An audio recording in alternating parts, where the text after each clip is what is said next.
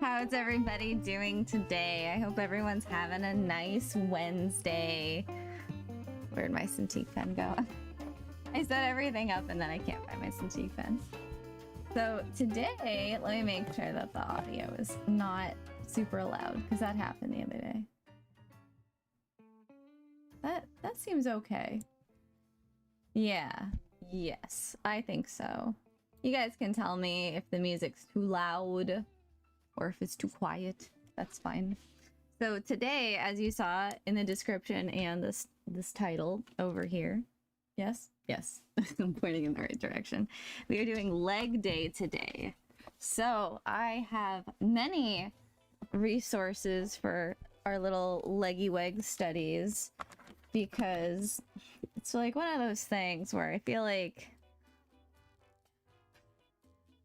we're getting there, but I really wanted to spend some time today understanding like the underlying structures, understanding the underlying rhythms, because I know a little, I know enough about the anatomy. I can fudge the anatomy. I'm like looking at an anatomy book. We have some Morpho references, but I don't have a PDF of this book, and I have like the full series of all the Morpho books, and they are pretty, they're pretty baller. Let me look at, well, gotta put my hand up here so it doesn't blur. There we go.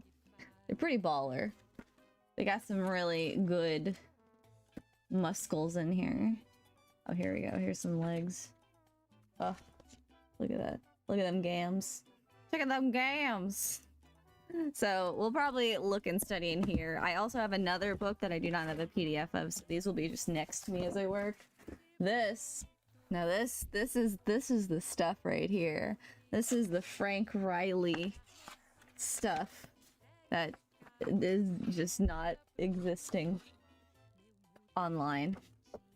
It barely exists in this book. Frank Riley was this figure drawing teacher, developed his own methodology of figure drawing, different from Loomis, different from Bridgman, different from Morpho, different from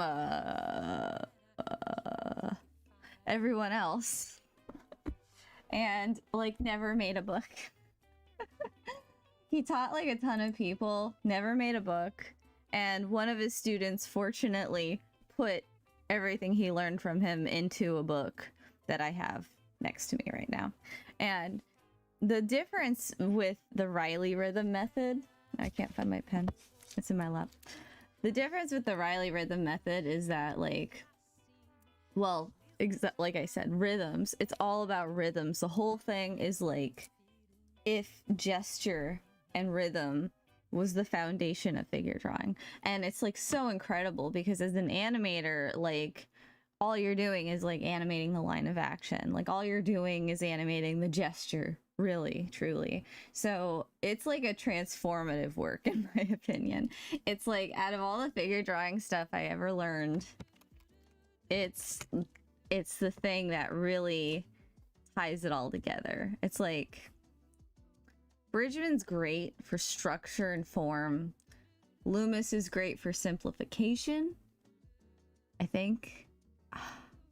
I struggle with Loomis a little bit because just sometimes with some of these styles, it's like we kind of get into generalizations and just kind of, you know, I'm just not the hugest Loomis fan. Okay, like the Loomis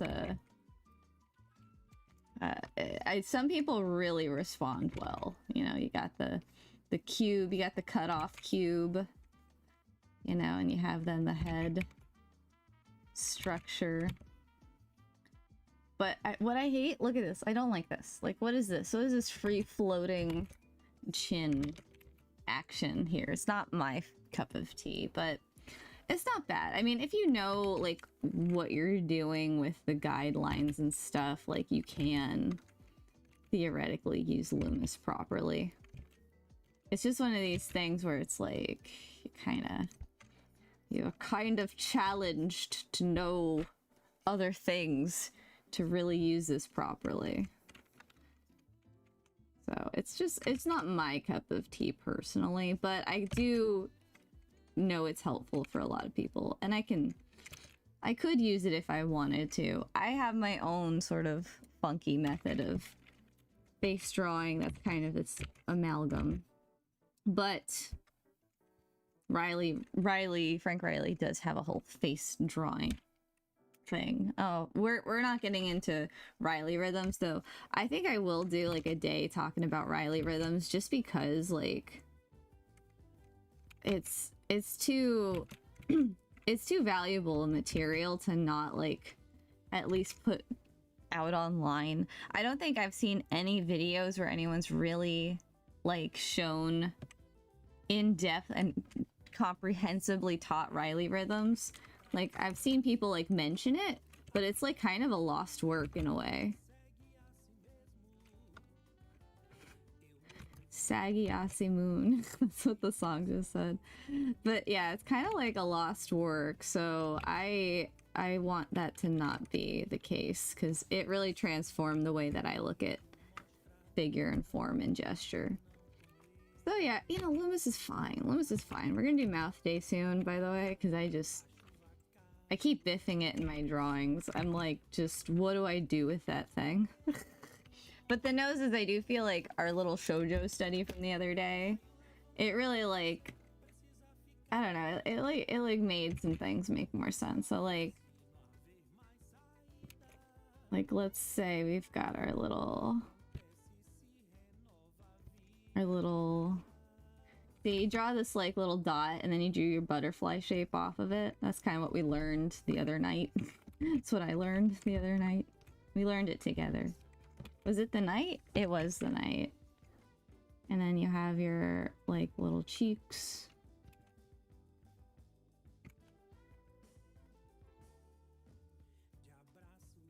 We don't want that to go all the way to the frickin' frackin' ear, just almost in shoujo fashion. Then we can draw our eyeball. If it's a little oblong, no one's gonna sharpen the torches and pitchforks.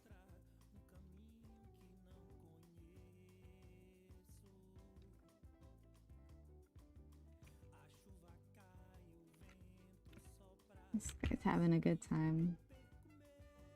So like we have this, and now we have all of the power at our disposal. Look at this shoujo. I'm gonna turn this down. I'll make it bigger because I know it'll make it easier to see. I'm just reviewing what we did last time before we get into legs because I got legs for days on this computer right now. I do have a Morpho book up too. Like the legs. We got Will Weston studies. We got Emilio de Cure. We've got Morpho. We've got Riley. Got real photos. Everything's here today. All here, black and white, clear as crystal. Look at that little shoujo nozo.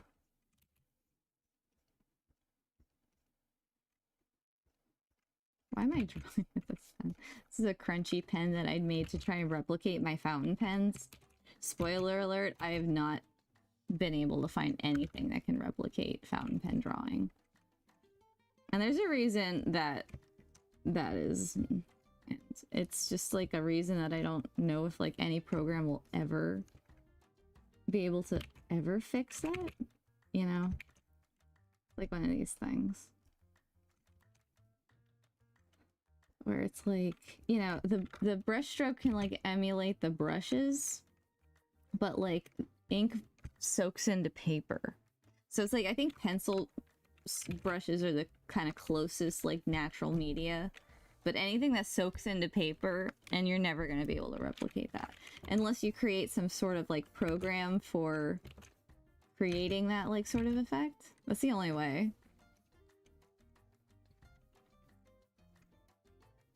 Look at how shoujo this is right now. Give her more fucking eyelashes. I mean, flipping eyelashes. More frippin' frappin' eyelashes. Some sporkles. Little iris. We can draw realistic eyes, you know, let's eyes are like a little cone and it goes inside, you know, that sort of thing. We can do that, but we can also just not do that. We can do whatever we want. That's the beauty of like drawing. We can go for realism and we can also not do that. So just stylize the heckin' out of something. I mean, what is like Oshi no Ko? They do like crazy like star eyes or something like that. That's its own thing. But look at that. We've got our little shoujo girl with ease in that style. Wow. Ooh. I'm gonna have to do a day where we talk about like necks, and we talk about when you have a giant ass head and a little itty bitty neck, because that's something that we run into in a multitude of styles. It's not just like moe shoujo. Because like I've been there with like, I did some Rainbow Bright animated stickers, and that character is the freaking biggest pumpkin head. Oh my god. Your little pumpkin patch kid over there with that big old giant watermelon of a head. So it's like where you put her little neck, you know. But the spoiler is you always want to kind of air it. The bigger the head is, you want to air it more close to like the middle of the head. Like we don't want to put it like, there's the hair. Give her the little, what is this? There's a name for that dongle. I just call it a dongle.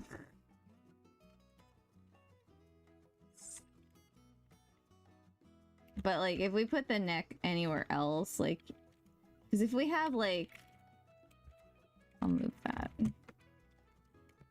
Like if we have, let's say, like a realistic head, then yeah, we're gonna have a thicker neck, you know? The neck to head ratio is gonna be a little bit different. Like, let's say like we're drawing like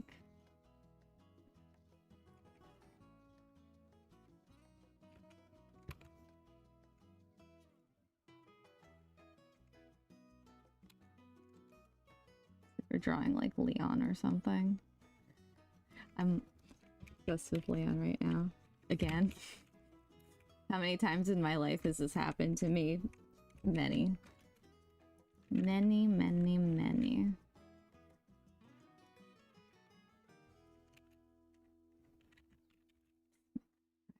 Figure. Make sure that it's blue eyes. He's got those blue eyes like the ocean.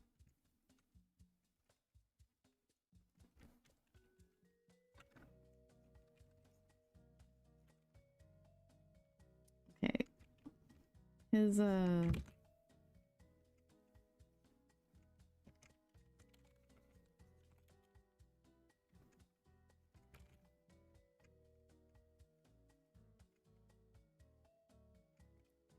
neck's actually not big enough, and his ears are too low. Oh, so good. We can erase. We're not drawing in pen right this second. We don't have to get out our post-its. It's like me, like, alright, bust out the post-its, bust out the whiteout tape. Alright, so I got carried away for a second. So if we're drawing like Leon or something, you know, like we have here.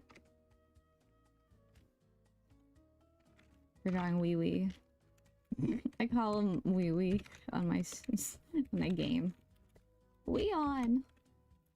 It's Leon. It's Weon. It's Wee Wee. It's not. It doesn't make sense, but in my head. So anyway, not gonna get too carried away. We have a guy with a thick neck. You know, to head ratio. Then yeah, we're gonna want to put it there. When we have an anime character, you think, oh, do I want to put it here? Because this would go here, and that would go here. But, like, that looks wrong, because it just looks off. It's not right. It's incorrectly placed. We don't want, See, here, it's okay, because, like, his head to neck ratio is pretty thick, you know? Like, this is fine. Actually, his ears should be like a little higher up. Let's Give that back of the head a little bit of depth. Just a wee bit. Let's move the ear up too. The ear is like way too low. There we go. That's better. It's bossa nova music, so funny. Let me know. Hi Jackie-o! How are you doing today? I hope you're having a nice day. We're gonna get into legs. I just got sidetracked talking about the other day's study lecture thingy. And necks, shoujo necks, and this is, see, it's fine here to put the neck here because it's just thicker. But when the head's very big and the neck's very small, putting it here is actually incorrect, because if you see this from the side, then what's gonna happen is like you're actually like seeing like it's just gonna straight up turn into ET. Like this is actually what's happening. Straight up if you turned her to the side. So we don't want this ET thing. That's not correct. That looks weird. What we want is, yeah, we want to remember this is a ball, big old ball. So if we draw through this big old ball, we're gonna want to like turn that down. I want to put this like about right here. So not completely in the middle of the back, but you know, closer. So something like here, something closer to the middle is actually going to feel a lot more appropriate. And if you want to, for like aesthetics, you can like slightly push it to the side, but you just don't want to touch in the ear because that's not correct. So I guess I can like kind of move it just ever so slightly. Whoops, that's the wrong one. So then if I take her neck and I put it... Whoops. I put it over here. That's even a bigger neck than I drew for her initially. So now we have something like this. It feels like a lot more correct than that red line we drew.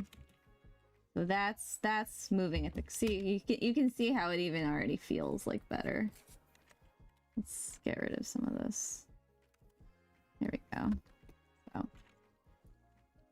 So that's kind of it. I mean, and also like the smaller neck you have, the more you just want to like really be aware of that, because it gets really kooky really fast. Believe me, I know from drawing Rainbow Bright, she had these like kind of proportions. Actually, now that I'm looking at her, her proportions are a little funny. We made this eye like huge in comparison to the other eye, so I'm just gonna adjust. There we go. And I can kind of a little bit, bring that up just a little bit. Ooh, shoujo girl. So yeah, so anyway, that's what we were doing the other day. We were studying shoujo faces. This whole chestnut.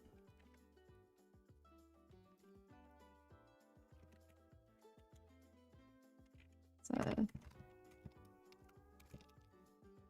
make her less, see. So we were studying all this underlying structure is what we were looking at. So yeah, so you can make your shoujo faces like dimensional and like also have like clear, consistent guidelines to draw them, because like that's the thing. The more we can have like underlying structure and form that makes sense, the more we can like be able to, you know, turn our characters properly in 3D space. You know, so it doesn't matter if they're like this or like this, because there's form either way. There's an anatomy either way. So woohoo, that's what we did. Hi Tina, I hope you're having a good day.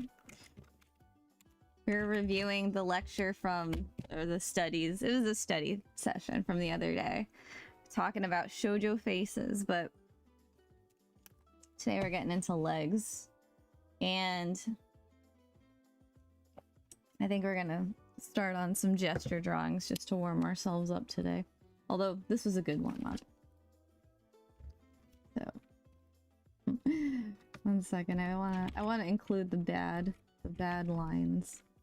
We put the neck here on a shoujo face, it turns it into ET like real quick. Pro tip. That's not what you want. You gotta put them here.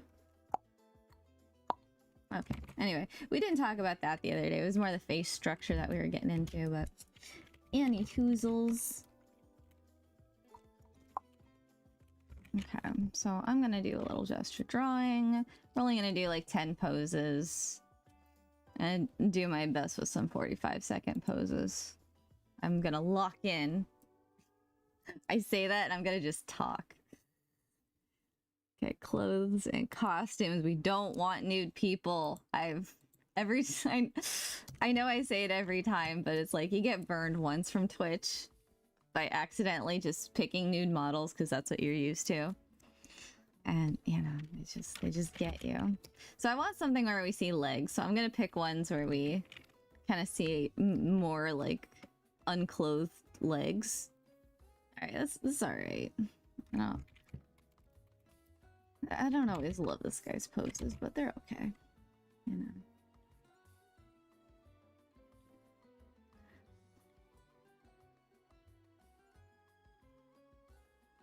We'll definitely have like an expose on like gesture drawing in particular, because like I've got a lot of like opinions that I just never see like expressed in other videos and stuff. So like that'll be a fun day to do it. You know, just gotta warm our shelves up. You always want to think about the balance of the figure. That's like always like the most important thing. Secondary to like maybe the movement. You know, you want the movement, you want them to feel like they're moving, but if they're not balanced, they're gonna fall. And you're gonna feel that too when you look at them. I mean, these are exposed legs, it is true. She's got a costume on, so there's that.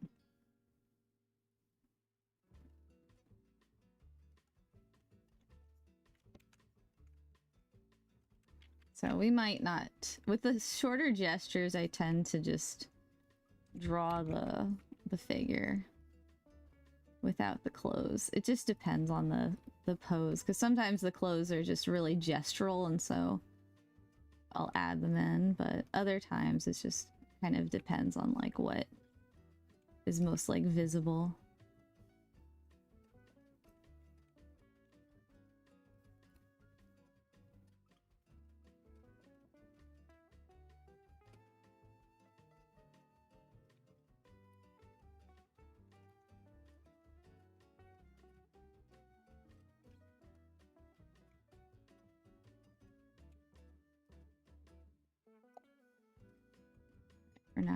We're gonna do our best to just not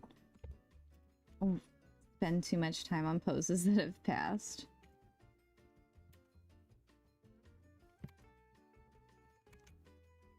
She's like,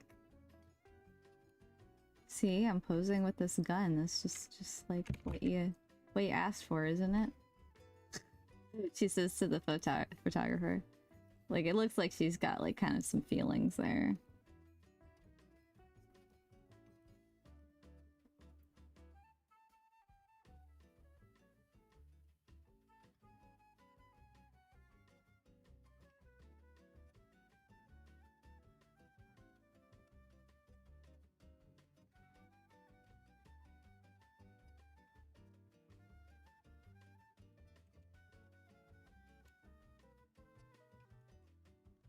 Fun pose.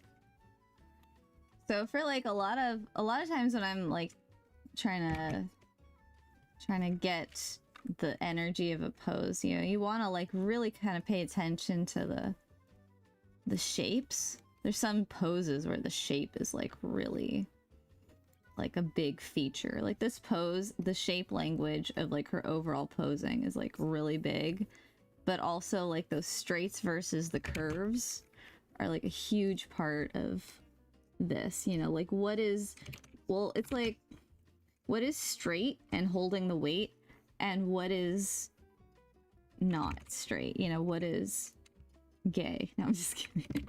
what is slack, you know, what is holding the weight versus what has some slack on it. You know, so oh my gosh. We missed the main point of that. I'm just making I'm here making jokes and like missing the main point of the pose. There we go. That's, we might come back to that.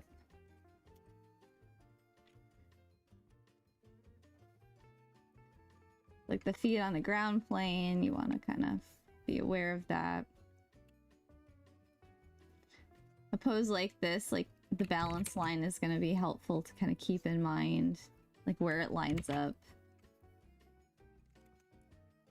It's going to be different with every pose, but there's only like certain places that every pose lines up with. Like any balanced pose, there's like a logic to it, even though it's like there's kind of like a set of unique rules per se.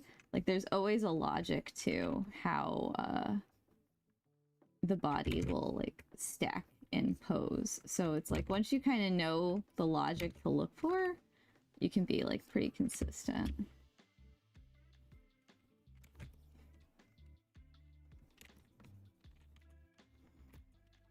But it's like you want them to feel solid on the ground. I had a student that like she, like her drawings really helped me to like see that, because like she really always like felt, they always felt heavy on the ground. They always felt like I could really see that contact with the ground plane. And that like really just made me think about that in like all of my drawings. So yeah, so like a pose like this is when I would like draw the silhouette of the clothing, because it's just too integral to this pose. You know, you kind of can't really, I mean, you can draw the underlying forms without it, but it's just, yeah, you might as well. It's very tank girl.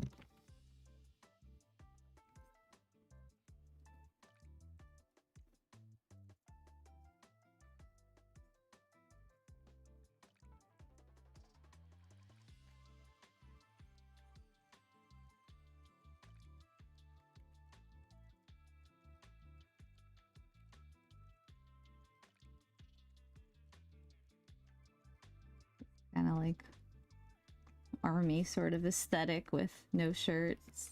Yeah, very tank girl.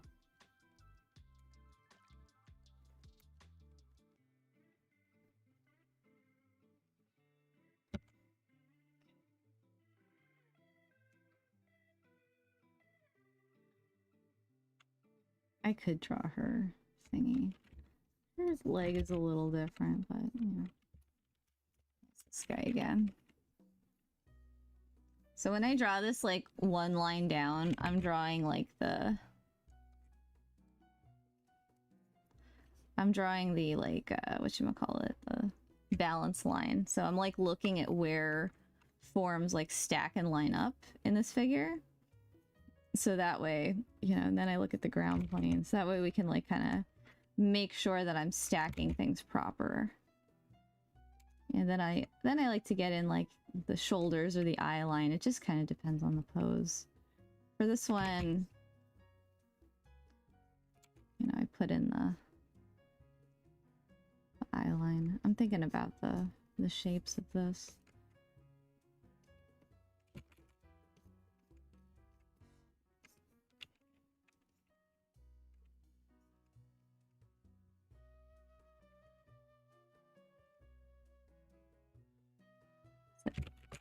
Very peaceful music. Sounds like we're watching a show or something.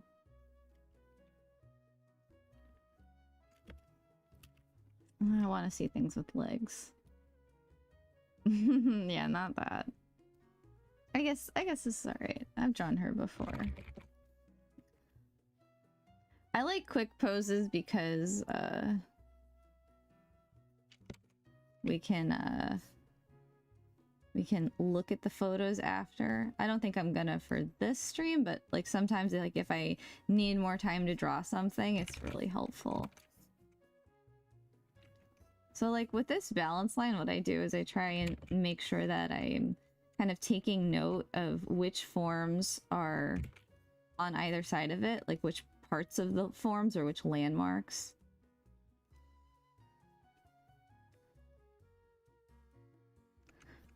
So it's like kind of helping me to see like, okay, the shoulder's on this side, but then her face is like, you know, on this side of it. So we can really get that like kind of stacking feeling, like nice and stacked.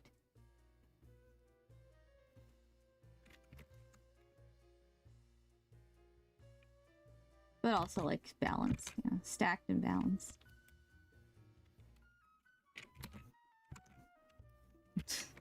The scarecrow guy. Oh, this guy's cool. I'm gonna draw this one. I know it's not legs, but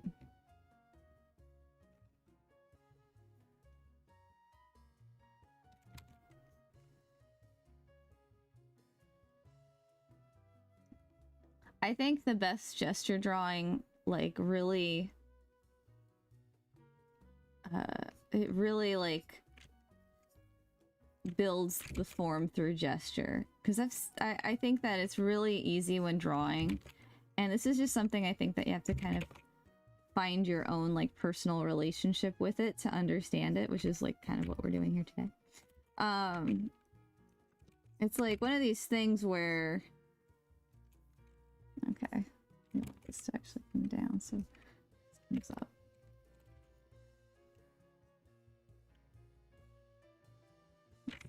Let's get him in here. I know this is gonna change like really soon. How many poses did I pick? Oh, I picked like 20 poses. Okay. We're gonna stop it here. I'm gonna give myself a little more time with him.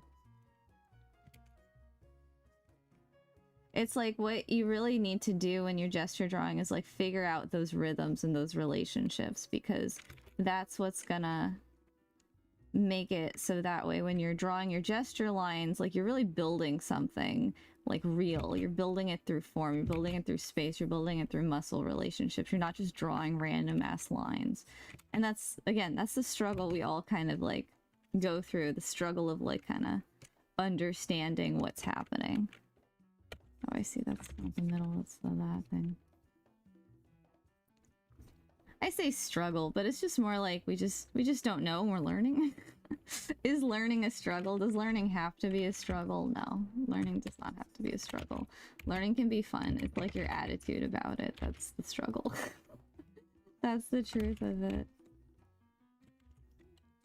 There we go. That's what's happening in this drawing. Got a little confused. See, that's the thing when you do some poses that like are kind of a little more funky that you're not used to, with like a lot of perspective, and you draw too many through lines, you can get it confusing. So it's like you forget what you're doing. It's okay. All right, we're gonna move on. It's looking okay. The guitar's a little not right. So yeah, it's like I want you guys, like when you figure draw, when you gesture draw especially, like I want you to think about rhythms and through lines. You know, I don't want you to just draw like this and be like, this is like my spine and I have my rib cage on top of here and I have my pelvis here. And, you know, maybe you do those wrapping curves, you know, like they like to show it's going this way and it's going this way. And then you're continuing to build off of it, and yeah, you're like, oh, and I want the arm to do this and that. I mean, maybe that's okay, the arms, but like then like you're like, and then I put my leg here and then I put my leg there and I'm like doing this and I'm doing that. I mean, it's okay with the arms and legs, but like what I don't love making the spine the line of action. I really don't. I think that that's like really getting in the way of our understanding of what's happening. Oh, hi Anwa. I hope you're having a good time. Good day. Good time. A good time during your day. But I just don't like making the spine the line of action. This is something that I'm just gonna repeat until like until everyone else gets with the program. Like, it's okay to have, I mean, it's great to have a relationship between both arms, and, you know, it's good to, like, kind of keep the legs, like, simplified in terms of their rhythms when you're, like, understanding, like, how they're moving. But, like, there's gonna be one leg that has more weight, there's gonna be one leg that has less weight. That's always important to identify. The weight-bearing leg. This leg has weight, this leg has a little less weight. This leg has weight, this leg has a little less weight. Sometimes it's really obvious. Sometimes it's like, this one obviously has the weight, and this one doesn't. Like, that's gonna be like one of the main things you want to identify. But when you identify the leg that has the weight, like, that's gonna be a straighter leg.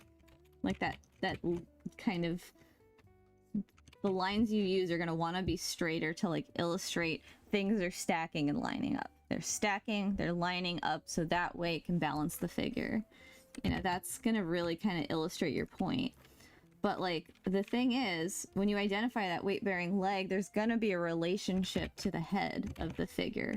There's always a relationship between the head and the contact point with the ground. Whether it's the butt, whether it's the ground, yeah, or whether it's the feet, whether it's the butt, whether it's the shoulders and they're, like, laying on their tummy or something. Whatever they're contacting the ground with, there's always going to be a relationship with the head, because the way that people, like, move is always, like, very, like, protect the head forward. Like, the body moves and is constructed in specific ways to make sure that our head doesn't fall down. Like, simply put, like, that's just the kind of nature of, like, how our one of the natures of how our body's constructed. Like, one of the purposes of the way we're put together is to make sure that our head, which is very heavy, our brain is like a big bowling ball, very heavy. We got to make sure it's stable so it doesn't shake around a bunch, because that's bad for it. And we got to make sure it doesn't fall. And we don't have to make sure, but our subconscious, like, construction and body intelligence does this for us. So we don't have to think about balancing. Our body is just going to inherently move to compensate to balance. And so that's part of the reason why it's difficult to, like, intuitively understand figure drawing until you pay attention to how you move and why you move, because every subconscious, like, movement, unconscious, completely unconscious movement you make, like, all of the way your body intuitively balances without you consciously being aware of it, is for the purpose of, like, stabilizing your head. That's it. It's like, there's two purposes: stabilize head and do whatever the purpose of your pose is. So it's like, if you're reaching for something, you're gonna be reaching for something, and that's gonna be part of the purpose of the pose. So the pose is going to, you know, it's all going to kind of collaborate to meet that end. But the other aspect of it, do that while stabilizing the head. Do this while stabilizing head. Hit the baseball while stabilizing the head. Jump off the couch while stabilizing your head. Tuck and roll while stabilizing your head. Pour a cup of coffee while stabilizing everything. Like, look at your friend, like, with a sour expression while stabilizing your head. Everything is, like, always gonna have that extra bit of, like, purpose to it, always stabilizing the head. So when you think about it like that, there's always a relationship between the head and the contact point with the ground.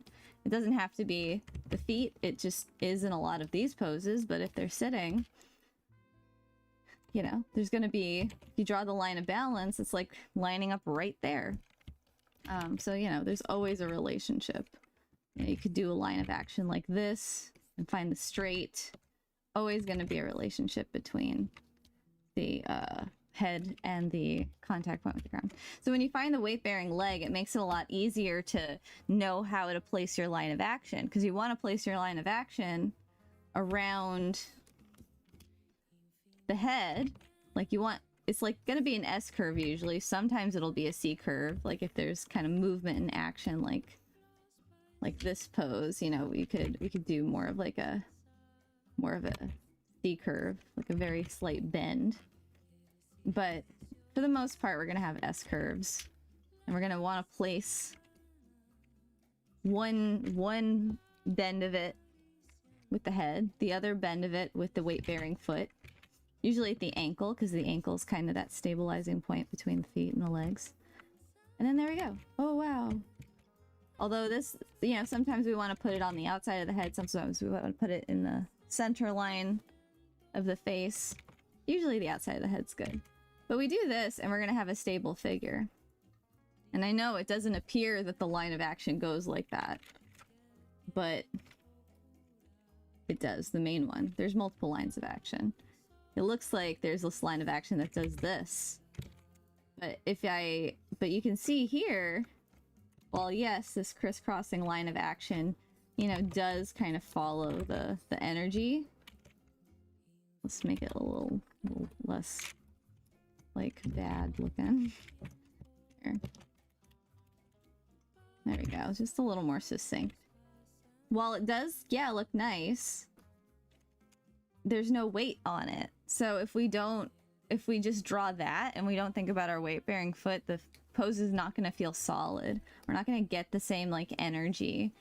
We're not going to get that same, like, kind of, like the real kind of subtle energy of this particular pose is her kind of pulling back to hide the knife and, like, inching forward at the same time. So we're not really going to get, like, the kind of, like, nuance of what's happening within her like, acting, you know? Anyway.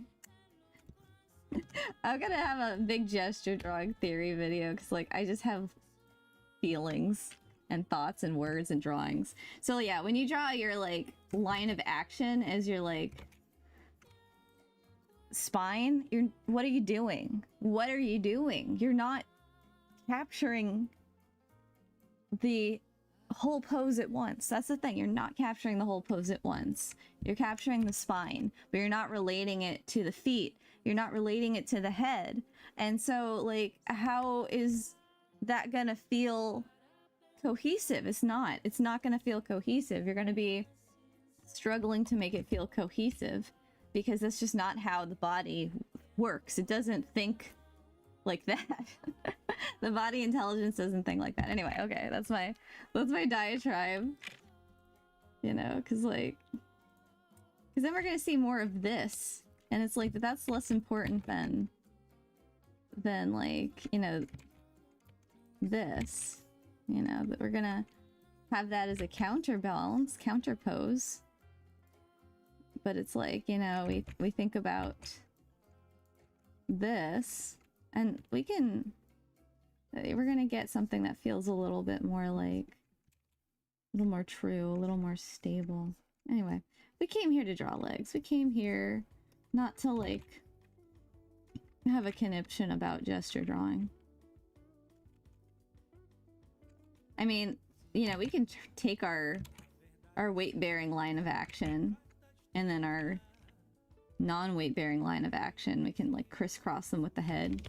Usually you will get kind of like a sort of like crisscross applesauce. Like, you know, you have your weight-bearing line of action, waha, and then you have your non-weight-bearing line of action, yo-ho, and then it usually will crisscross the head and, like, form this, like, kind of like nexus point with the feet. So it's like there's the head. It's all nice and balanced. We can think about how it's nicely balanced. And then we can have, like, our non-weight-bearing foot. But that's a little harder to draw if, like, you just draw it like that. It's a little trickier to conceptualize, like, well, where is everything? So that's why it also helps to just have, like, the line of balance, and then to observe where they both kind of fit on either side of it, because they're gonna twist around. Starts to look like a maypole. We're just, like, turning all the things around, but there is that energy. Okay, enough gesture drawing theory. I could talk about it a lot. There's a lot of things to say about gesture drawing, but this is what we're gonna build our leg drawing off of today. So I'm sure that some of the revelations we have today are gonna be unique to this class. I'm just gonna call it a class. It's a class for me. This is a class for me. I don't need notifications for Pinterest, honestly. Alright, so yay, gesture. And also, yeah, I'm not liking this gesture. It's like, that's better. That fits a little better.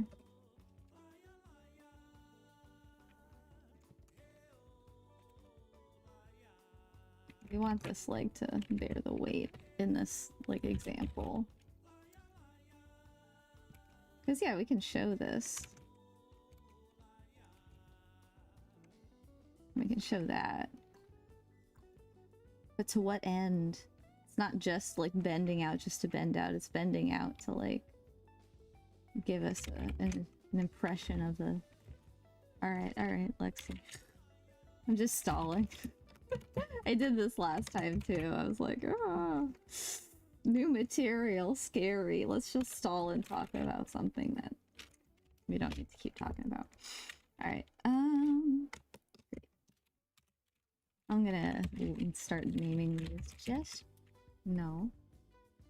Gestures. Yay. Wee. Haha. Woo. Okay. Now we're gonna get to the legs. We're gonna do some Will Weston studies. Because there's just lots of amazing Will Weston drawings that will help us. This is good. I'm just gonna open some of these so I can make them big. Do I have this saved in my drawing references? We can save it later. Did I open this one? Yes, I did. Okay. I like some of these too because he gets plainer with it. That's great. Okay, let's start with this one. This is a good... Oh, that one's a good one too. Okay. That'll relate it to the rest of the gesture. So I find that, like... Alright, we're not gonna start here. We're gonna start...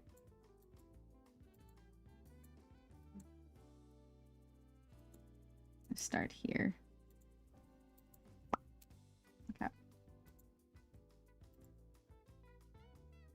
So I really like what's happening with the, like, kind of zigzagging of the forms. Like, that's really nice. So we're gonna get into that.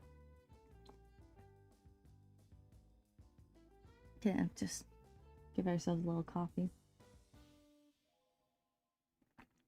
Oh, hi! Hey, Arton! We doing good. How are you doing? You having a nice Wednesday?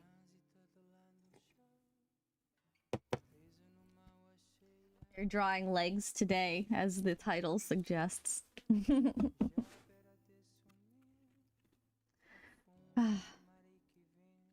Oh, nice. Nice.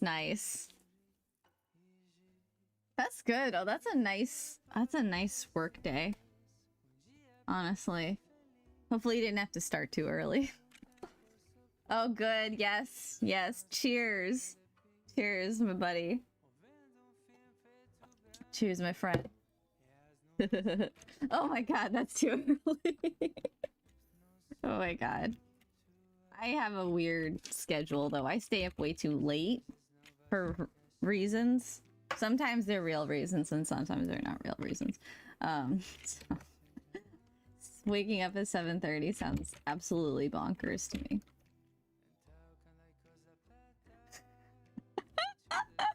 You know what? I'm not gonna pick up my sketchbook, but it is right next to me, okay? Oh my god. I don't know if you saw my stream the other day, but he had a Nirvana crop top on, and I, like, want that so bad. Oh my god. If I, like, go to the thrift store and I manifest that shirt, I'm turning it into a crop top, and I'm gonna wear it the next time I put that mod on him. Oh my god. So... This is, like, the other half of my life. It's like simping over a video game character. And then drawing. Alright, so we're gonna look at this study. So we're gonna look at this study similar to how we were looking at the other gesture stuff. So, you know, just finding that line of weight. When you study gesture, it makes it a lot easier to study studies, because then you kind of, like, know what's happening on some level.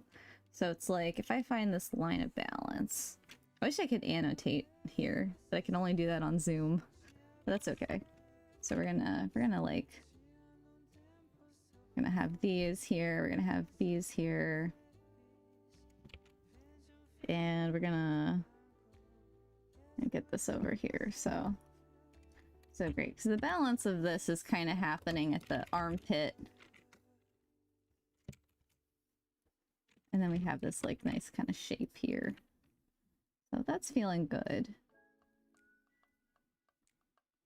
So what I like about these studies is that we're really getting like the kind of like main idea of like what these muscles are doing, because I think like this sort of zigzag thing that's happening here is like really important. So let's just kind of, we're gonna draw that from there and that to there.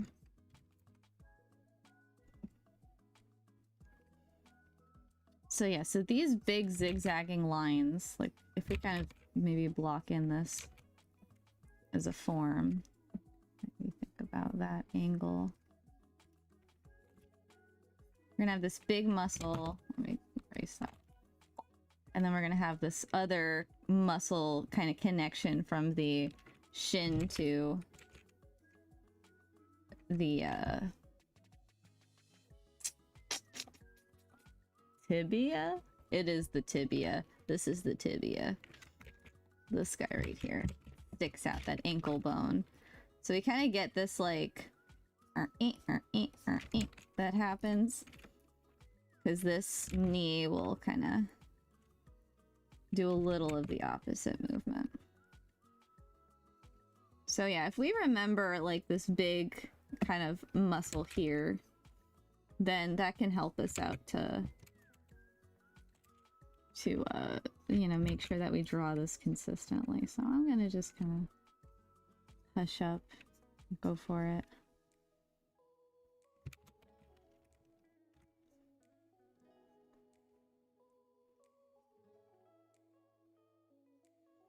So kind of building this around it, 'cause this is one big muscle mass behind the leg.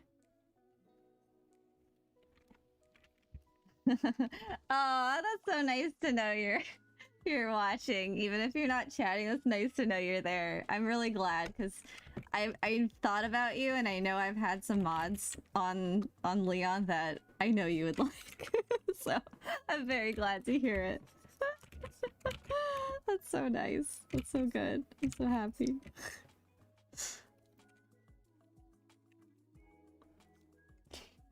Oh, hi, Joystick Jinx. Oh my gosh.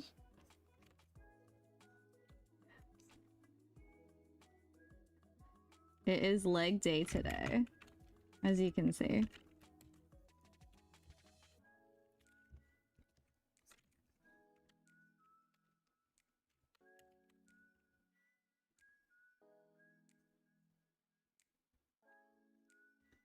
So I'm not going to get too into like the upper torso right now because I really just want to focus on the legs. We're going to spend other days focusing on the upper torso, but legs are going to be the kind of key thing we're looking at today. And so what I'm finding here is just like this nice zigzag. So I think the key thing to really kind of keep in mind is like this and then this, because when we have our rib cage and torso, our pelvis, sorry, when we have our pelvis, the way that it kind of forms is like kind of this like has this kind of like bowl sort of shape. This is a simplification. It's like very, very craggly, but there's a bony landmark here at the pelvis. And that's where this muscle comes out of, like comes out and in like this. And then the rest of it, like, let's kind of get the rest of what's happening here. And then the rest of it kind of comes out from here. There's also a little teardrop muscle. But it kind of builds around this idea. So it's like that's how we want to like kind of start. And then you get the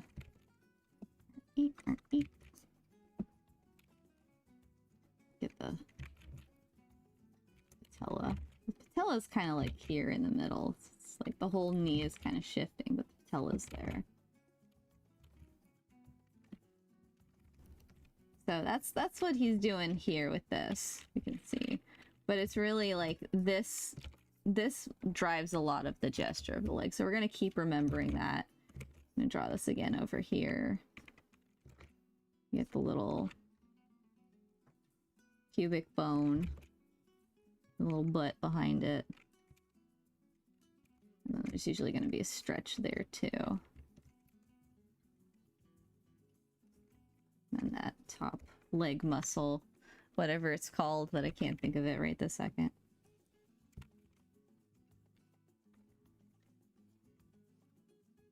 So great. So that's good. So this is what we're gonna kind of keep on hammering home. So I'm gonna study some of these other drawings here. Oh, hey Mocap, I hope you're having a nice day.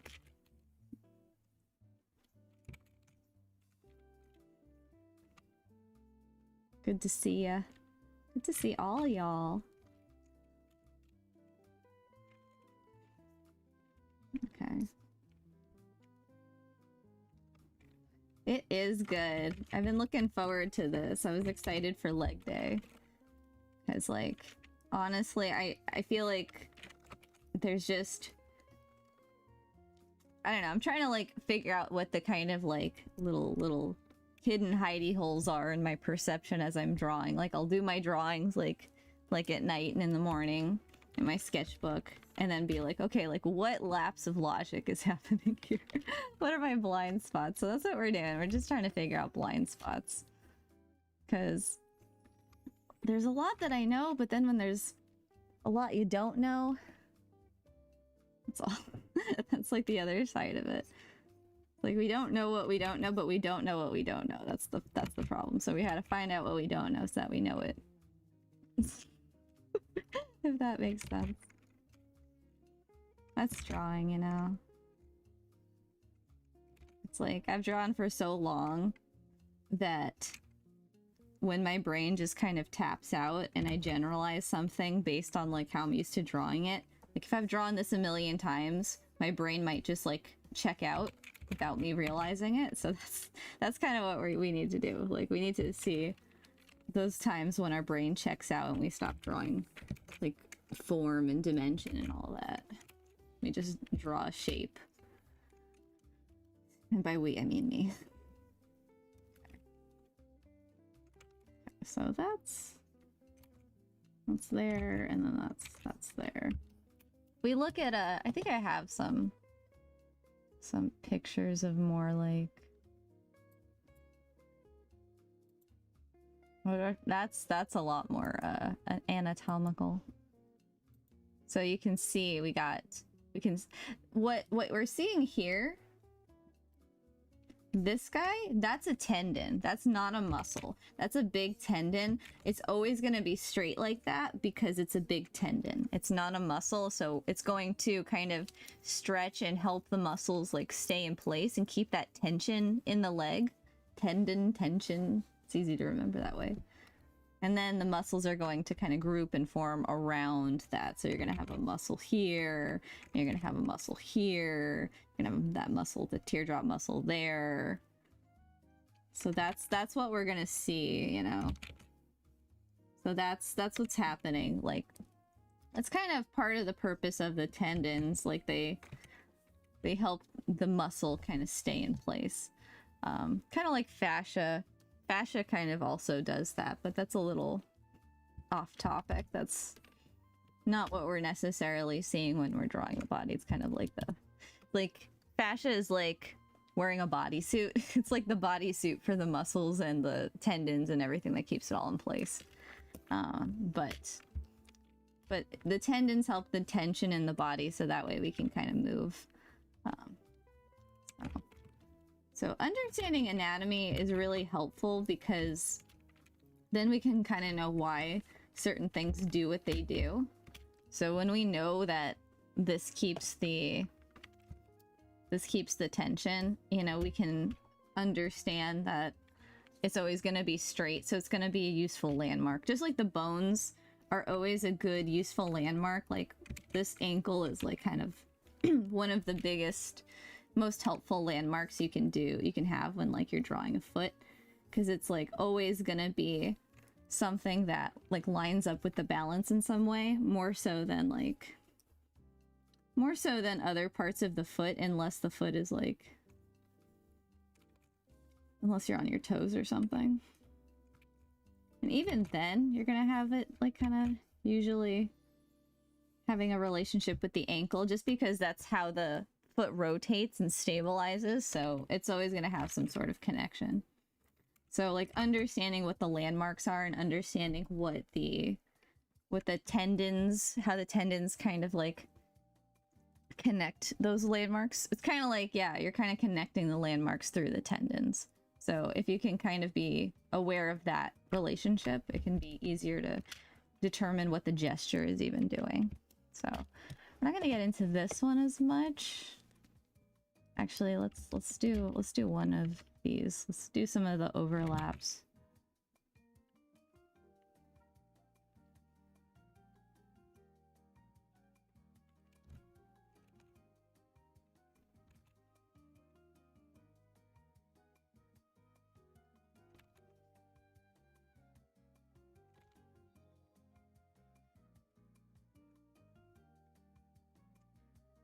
Okay, so we definitely want to like make sure overlaps are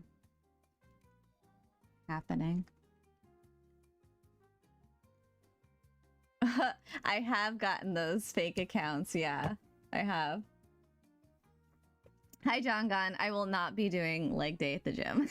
This is the most squats I'm gonna do all day. Just in my mind. Oh, I haven't gotten those accounts. No, that's funny. I've gotten them elsewhere. Like I get them in my email and I get them on Instagram all of the time. Like, oh my god. Like fake sexy AI ladies trying to sell me things. Oh my god. It's so funny. Oh, I know. I can't imagine them trying to sell to a real person. That's someone falling for it. That's the thing. It's gonna be unfortunately, it's probably gonna be some older person. It's gonna be some Gen X or some like boomer that's like, I want to get on social media. I want to get on Twitch, and it's awesome, and I love it. But like, also, they just don't always know. I've seen it. It's like they just don't always know it's like a scam. We're so used to it. We have to help them. Like they want to come to the cool side of like, you know, making fun content and like living their best life. But we have to educate them on the perils of AI sexy ladies. They're not here to help.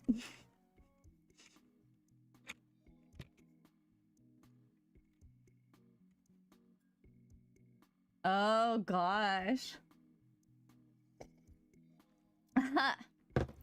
Oh man, I wonder if I have gotten that. I'm so used to ignoring stuff that I might have actually gotten some of that. Actually, yeah, that maybe I have. I just ignore it, so I'm like not even thinking about it. Oh my god. It sounds like Vegas. I feel like in Vegas, like just like all the scammers. That's the one thing I remember about when I went to Vegas as a teenager. I went to see The Lion King. It was amazing. But like, my god, there are just scammers everywhere just trying to sell always sexy lady photos. And now that it's 2025, they're gonna be like AI sexy ladies. That's the funny thing. So it's gonna be like total like Blade Runner 20... What was it? What was that Blade Runner sequel? It wasn't Blade Runner 2025, but it may as well be. The times we're living in now. Okay. I think I'm gonna find some more studies. I don't want to get so anatomical right now. I really want to focus on, like, form. The forms. Because, like, if we think about this kind of plugging into, like, you know, this concept here. Well, we're definitely going to have this relationship with this, because this is going to want to plug into the back of the heel like that. Like, the more we can use gesture to, like, build our anatomy. Like that's the goal. It's gonna help us feel like really stable and grounded. But like, I have to have a foot day. I'm getting a little better at feet. Hands I can usually figure out. I know there's a lot of artists that are like, I hate hands, but once you like figure out the logic, they're not that bad. I mean, it's a complex form, so it's like at those extreme angles, it's really easy to biff it. But like, I feel like feet are actually easier to draw at extreme angles than hands are. I don't know why that is. Okay, this toe would be like here, something like that.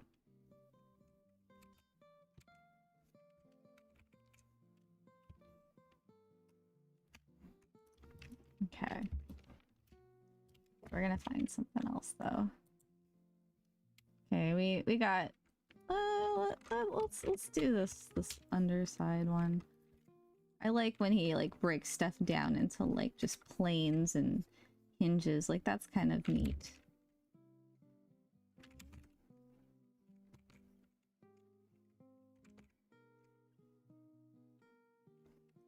Build off that. It's interesting. Interestante. Yeah, total Vegas street vendor energy. Oh my god. I just remember them like smacking all their business cards like for God knows what internet website or club they were advertising. Like, my god. Just what they do all day, every day. Whoever is like walking around with a drink, that's really who they should go after, you know, those people that walk around with those big ass Long Island iced teas. Those poor saps just trying to have a vacation. Hopefully they don't fall for it. I don't think that many people do fall for it because those guys are trying so hard. It just feels like they must not get a lot of business. But yeah, that is what it is. It's a day's work. Is it an honest day's work? It is a day's work. That is a thing. Okay. So that's good. Actually, I like that. Yeah, I like that. This actually is looking to me a little like some of the not Morpho, the Riley stuff I was talking about. But let's see if we can like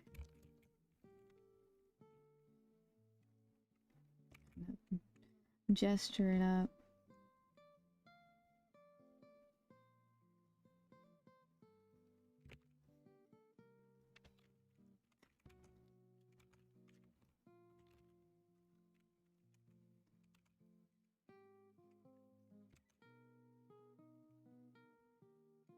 I got this really dumb song from the end of Resident Evil 4. They have this like super cheesy rock song like playing at the end credits, and like I remember when I first listened to it when I beat the game like a couple weeks ago for the first time. Like I was like laughing, and then by the second chorus I'm like singing along, and I'm like, how did this happen? This is so cheeseball, and now it's like stuck in my head. The song just reminded me of it somehow. It's like, ugh. So cheesy. Keep your eyes on the road ahead. Something, and the shadows in your head. Oh my god. So dumb. So funny. I love it. I love that game. It's so silly. Alright. Cool. Alright, cool. Let's move on. I feel like we got some good stuff out of that. Because like we want to understand how the muscles like wrap underneath as well as and behind, you know. So we got that.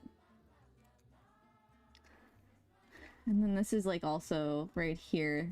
This is a tendon that connects, and these are tendons. So it's like identifying like these tendons are gonna be helpful. Tendon.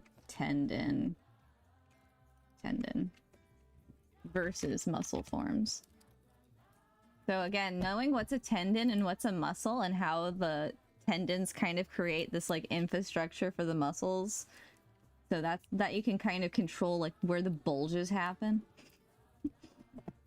That's what she said. Oh, this is some good stuff. We got some booty action in here. This is good. La la la. Okay.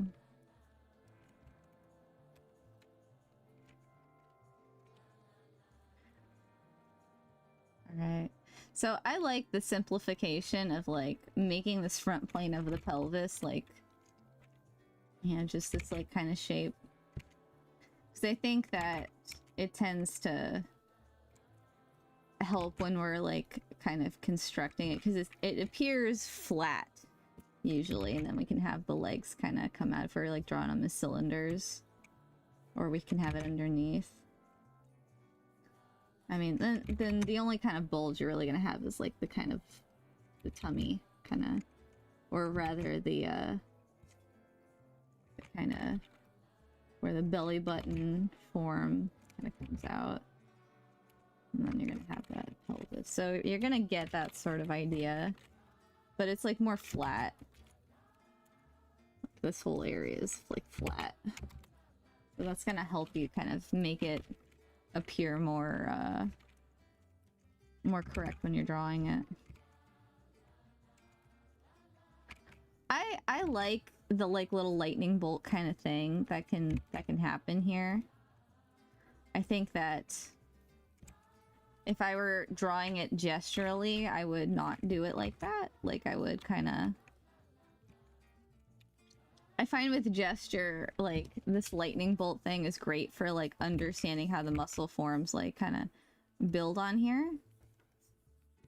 But like for the actual gesture itself, I would tend to, we want to like come out from the pubic bone right here, and then we want to wrap around to that ankle, and that's going to get us a stable gesture, so like that S curve, so like we saw when we did our gestures, because then once we have that, we can build everything around it. Then we know like what's happening, so that like, you know, we have that foot in there. We can kind of place our knee. The knee's usually halfway. It's good to know the general proportions. It'll be different on some people, depending. But like if we know that this is the inside of the leg, and then we have this outside, we can kind of like build like the rest of what we're seeing like here. So I can like kind of then bring in this tendon, and then I can bring in that, and then I can build around. And so that will just help me get like, yeah, that'll help me get just a stronger like weight bearing feeling to what's happening. But Lord, I need to practice knees. They're so weird and yet so simple at the same time.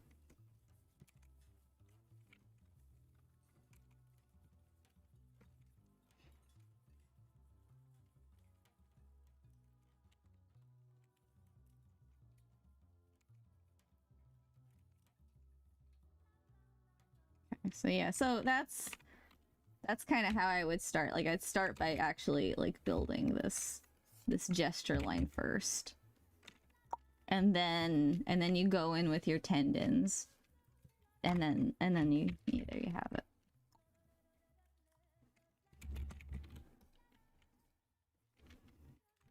I mean, this one's like less of a tendon, more of like the bone, but same diff. It's a straight shape that we're gonna get, because the bone is like, the bone protrudes. You can just feel it on your own shin bone that it protrudes, and then the muscle forms kind of build around it. That's why when we see the leg from the front, we see this, because we're seeing this bone. Then when we see it from the side, you know, we can see that this actually is like around it.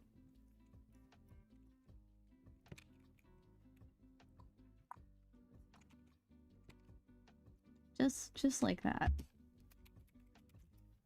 Okay. Let me not get distracted by talking about theory. Although it does help me. It does help me to like talk about theory. But I also get sidetracked. But this is not a lecture. This is just me having fun doing this. That's the nice part of it. If I was in a lecture, I'd be like, oh my god, Lord help these students. Lexi's going off the rails today. Again.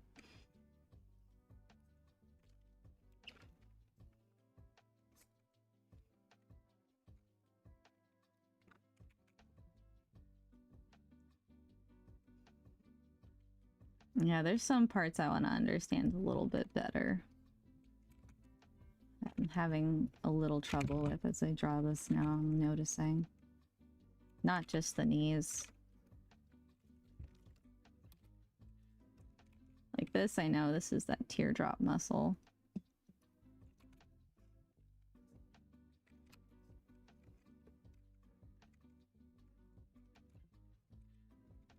There's a guy on the side.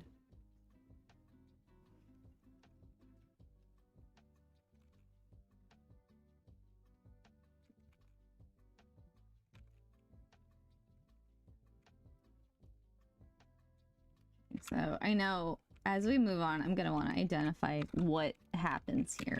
Because like, I think I need to be a little more clear on like what's happening here. Because sometimes like we see this tendon connecting and like, this is all fine. But like, when it kind of comes up here and goes around, like this feels like ambiguous to me, and I don't like that. I want to know what's happening here. Like this. Why are we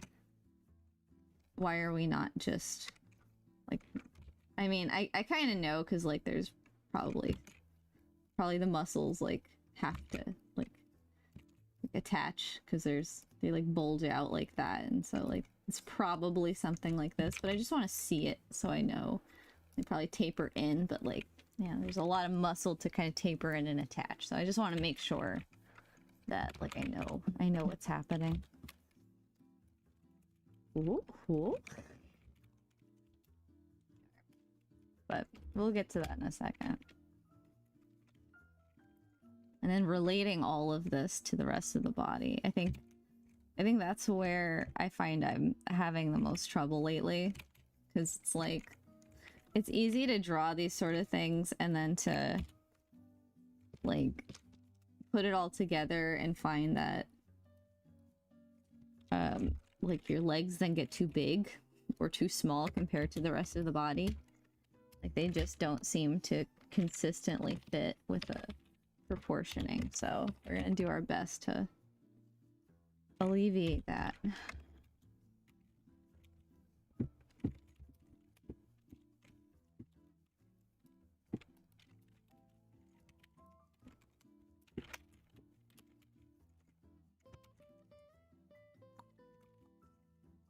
Oh, see, it's like I said here, this little curve out from this box that's like up here, that's like the little paunch. That's the figure's little paunch. That's a scientific term, it's their paunch.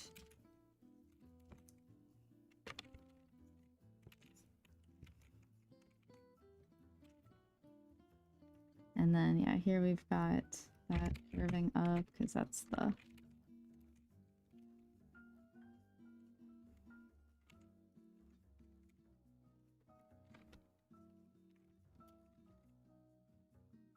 so yeah, if I were drawing this, I would if I was like drawing a character or something, I would think about this gesture. I don't know though, would I wanna?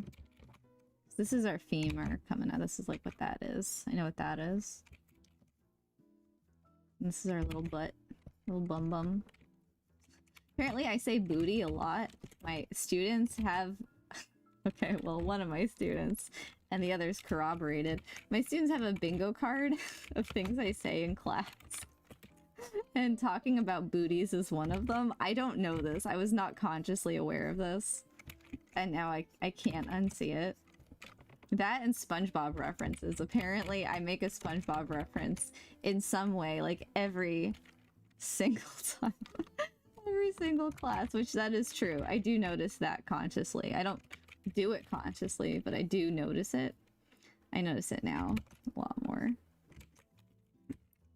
I'll have to pull up the Lexi bingo card because saying groovy, oh my god.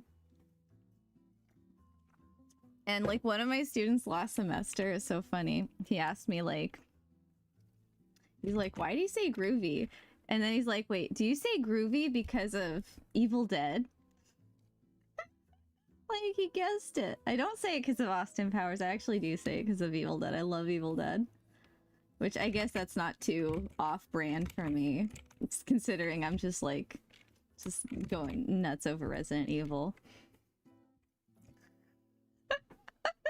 I think worried's not the right term. I think we're here because we're invested in your booty addiction.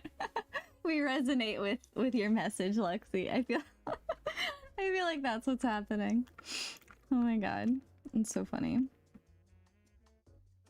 So yeah, I was not consciously aware. I am now consciously aware of such things.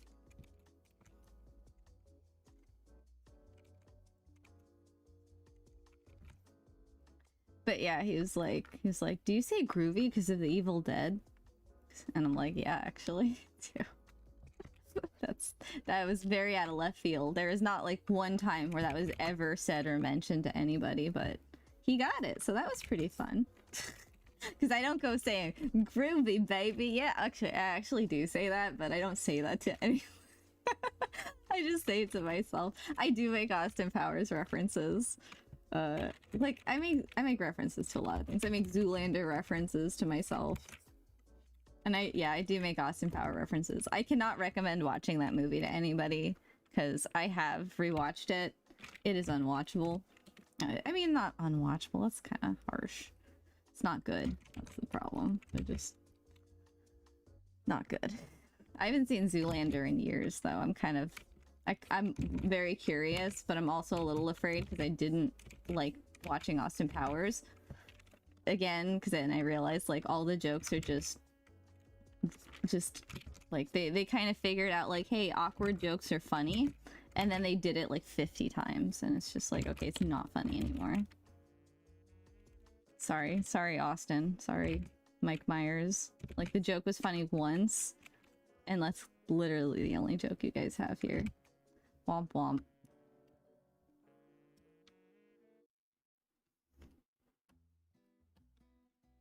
Looking, where's another study I did? Okay. I'm looking for that. I'm gonna bring this into this. But I rewatched George of the Jungle the other day. I loved that movie as a kid. Oh my god. I loved that movie. And I love Brendan Fraser. Oh my god. And you know what? Right? It holds up. Yeah, no, Austin Powers is of its time, but it did change my brain chemistry, just like George of the Jungle did. And that movie does actually hold up. That is such a cute, silly movie. I recommend watching it. The humor is just on point. I was like laughing the whole freaking time. Like it's really good, actually. Like I did not expect it to hold up the way it did, and it very much did, because it's just not like trying too hard. Like it's just like the laughs per moment are just constant. The pacing is great. The like kind of things that happen are not, there's no lull in the movie. And Brendan Fraser has so much baby oil on him the entire movie. I watched it, I'm like, I think I know I am the way I am on some level now. It makes sense now. This all makes a lot more sense than it did before. So yeah, there's that.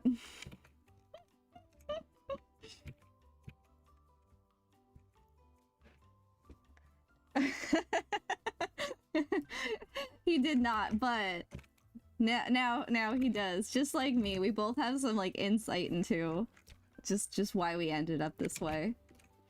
Because I certainly did not understand. Did I understand why I loved Rum Tum Tugger and cats so damn much? Why he was my favorite cat? No. Do I understand now? Yes. I watched the shit out of cats. Oh my god. So there's so much evidence for why we are here in life. It's so good. I'm so glad. I wouldn't have it any other way. Alright. Alright, I'm getting a little distracted here, thinking about all of that. I'm here because I want to draw sexy men. And now I'm getting distracted from learning how to actualize this in the leg department. So let's because I think the thing is, it's like you can draw like muscle men, and then you can draw anything because it's like everything's just derivative of musculature and forms and stuff like that. So that's my hot take. You know, if you can draw them like muscly sexy legs and stuff, like, yeah, you can draw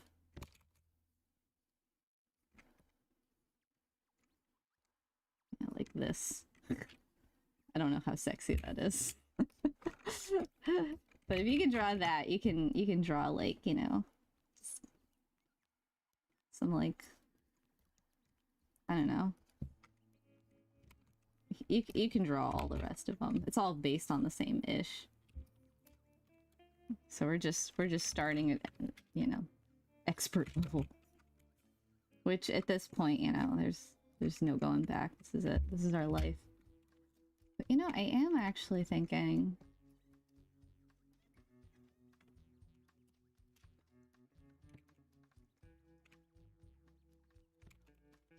okay, so we had that over here.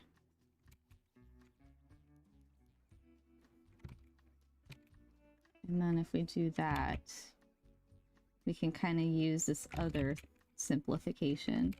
I think it's like, man, when you can figure out how the simplifications and how the construction like kind of reinforces itself, then we can build off of this.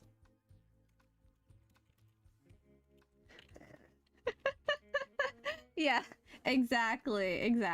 There is very little separation between the two. That is exactly right.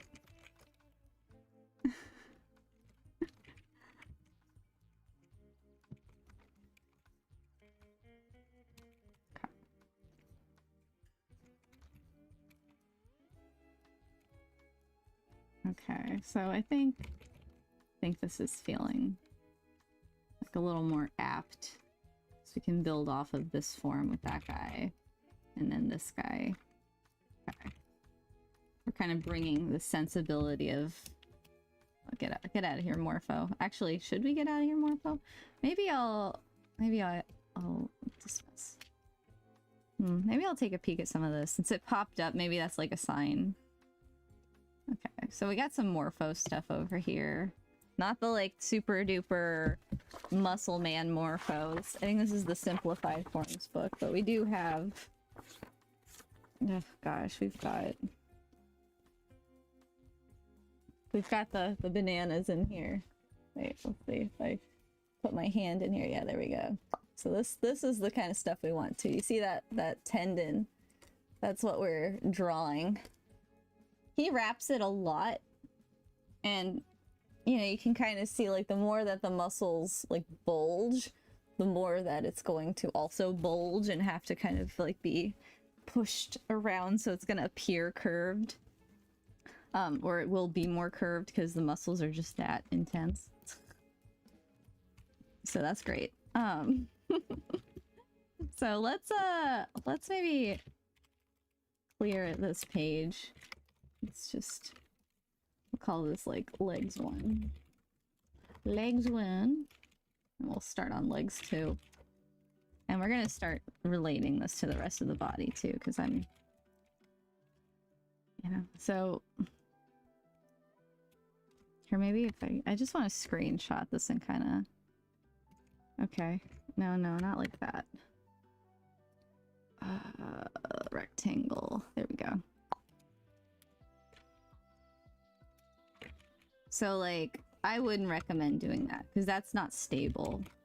You want to do this. And then you can, like, do... So it's kind of like you get this, like, sort of contrasting... Like, kind of way that...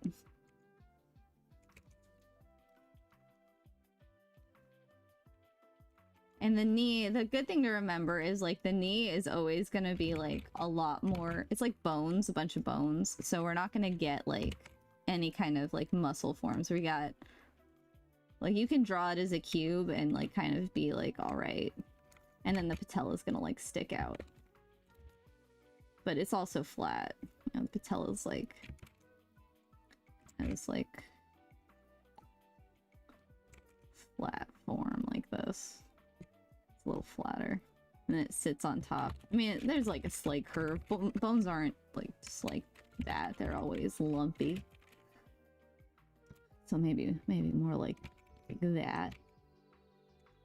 Lumpy. But it comes down to like a little bit more of a point. A little more of a this shape to it, I guess. But yeah, with the knee, because you're gonna have like your shin, and that's gonna be like this. And then you're gonna get your little bone here. But you're gonna have your big muscle kind of coming off here. Make it a different color.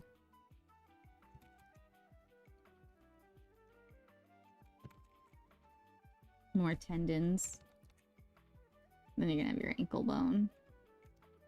So like, you know, this and this, we're gonna see the kind of like structure of like these purple lines. Maybe we're not gonna see. Yeah, we'll see a little bit of that. Then there's tendons that keep the patella in place. Because then when we get to the femur. Ooh, pink. Give me the pink. But when we get to the femur, it's like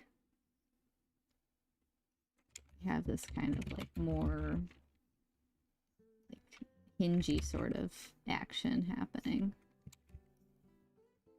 If we look at a femur bone, we'll see that, but I'm not going to look at a femur bone. Oh, actually, yeah, he literally has that right there. Perfect. Never mind. So yeah, so we're gonna get this like kind of thing. So what happens is like it hinges back. Actually, I'm just even gonna copy and paste this because we can.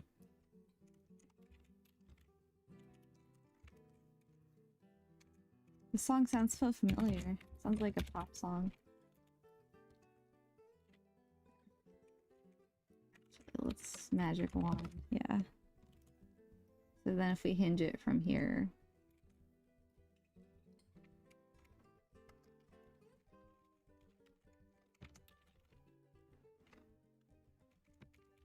Just adjust it so the perspective is like doing the same thing.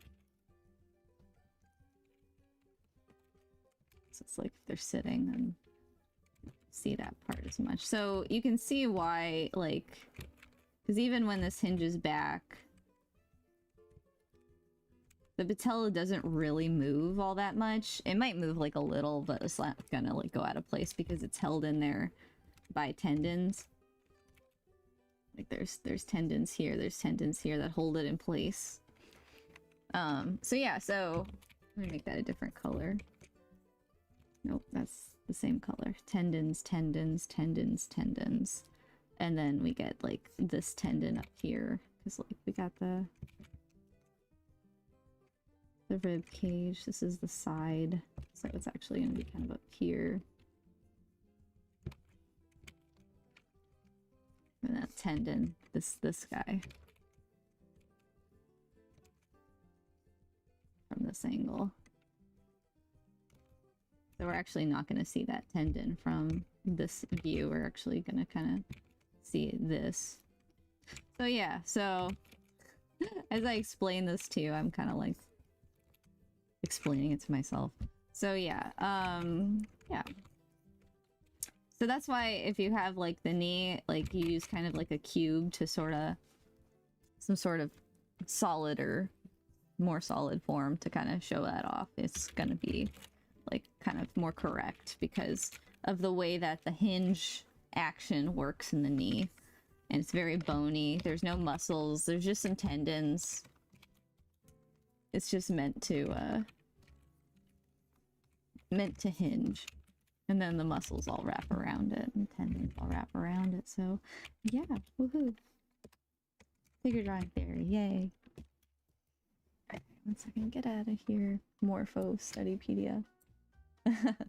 Alright. You have a good time cleaning out that French press. That's what I do every morning. I love my French press coffee. It's the only way. I had a percolator kind of thing for a minute. Like one of those like little espresso kind of things where you pack it in. And like I liked it. It was very espresso adjacent. It was pretzel-y, but it was also it was my ex's, so I got rid of that. I like French press coffee better anyway. I can have more of it. I like to have my big cup of coffee. I don't like a little like, even if it's strong, I don't like a tiny little cup. I like a big old mug. As you can see, it's like big as the one as big as me. Yes, yes, yes, that is what I want. Cheers. Okay, back to our studies. Back to Lexi getting distracted. Oh my god. He's got more of the takeout box sort of energy to his thingy. It was like his pelvis. There's no right or wrong though. It's just kind of like what works for you. Because like we had that sort of simplification that like we saw with Will Weston where it was like kind of this little underpants looking trapezoid, compound trapezoid looking thing. So we can fit that on the front side of this.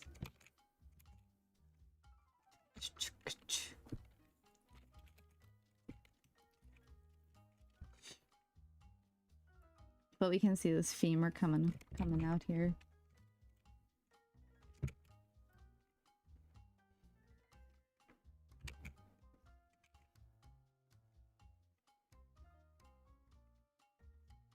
Yeah, if you can practice like cylinders and stuff, it's gonna help so much with the legs to just keeping the volumes like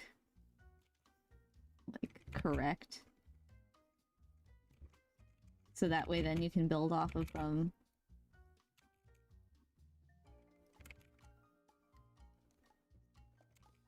So I think that's like such a challenge. Is just understanding how those lips sit in space. Like, I actually think that his ellipses here are not 1,000,000% correct. They'd be actually more like that. Hot take. Whoa. I corrected the teacher. Uh-oh. Don't come for me. Don't come for me, Morpho. Ellipses are hard to draw. Because it's just a weird thing. They're just doing a weird thing. You have to like be paying 1,000,000% attention, and even then you just have to be paying 1,000,000% attention. There's you have to draw cars. I think that's the trick. You draw cars and you have to draw a bajillion tires and then you'll be fine. So I don't know what he's doing here. I mean, I do and I don't. It's like I kind of get it on some levels. Like I get that right here. This is like where that one muscle connects. But like also, and I get like right here, that's where the femur is coming out. So I guess that's kind of what he's doing. He's kind of doing his own like version of that.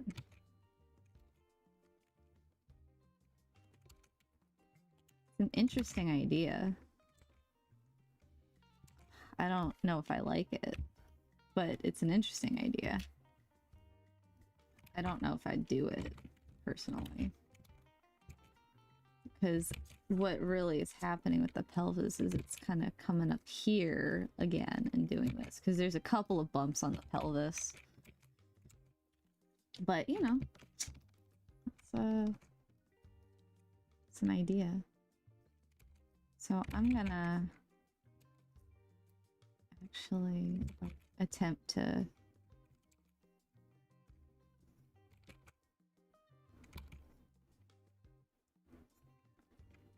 tie a few things together.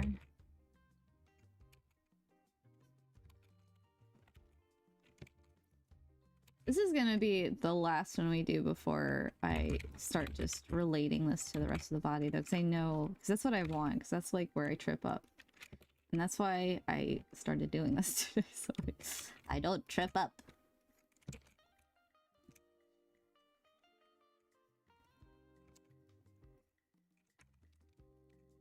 All about the blind spots, baby.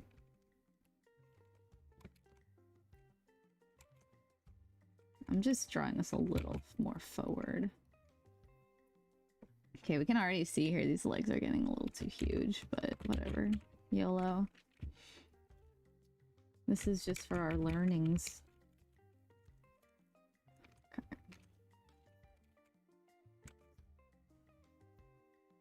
I can kind of understand this. Knees.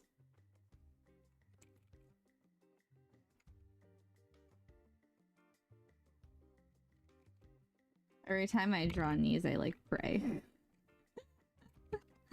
Oh my god, that's like me every time.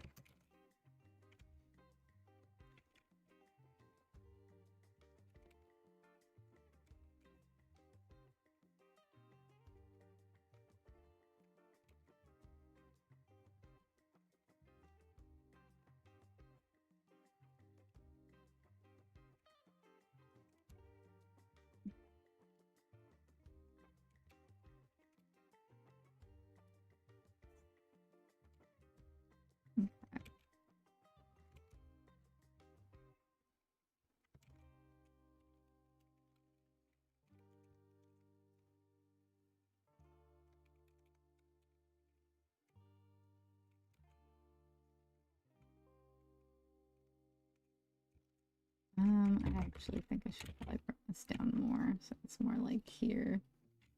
Think about like this kind of like fake ass perspective grid that we're implying.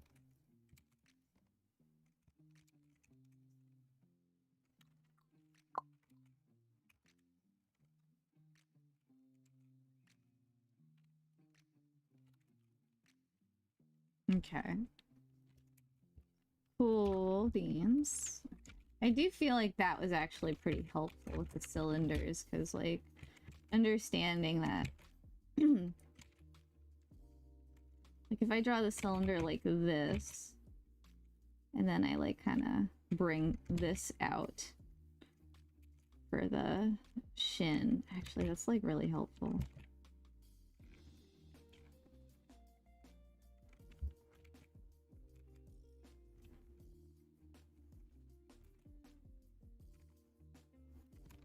We'll have a foot day. I feel like there's things about the foot that I've like kind of recently come into the understanding of that have helped. Like if you look at the bottom of the foot shape, like the outside kind of curves in and then tapers up, and then the bottom of it like has kind of this indent. And so we usually keep that in mind, and then you can usually draw it like fairly correctly. It looks like you're drawing the right foot on the right on the right thing, the right foot on the right side, because that happens to people all of the frickin' time.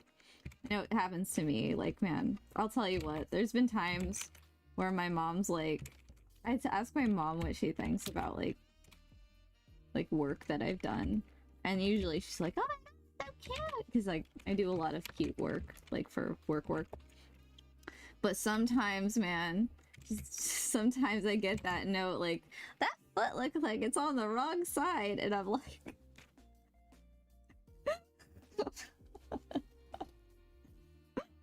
oh my god, so now I don't do that so much anymore, because like now I understand how to like correct that, but like, oh my god, when I didn't really realize this, I was just like, I was praying every single time I drew a foot, just praying and praying and redrawing my lines and praying some more. It was just like, oh my god.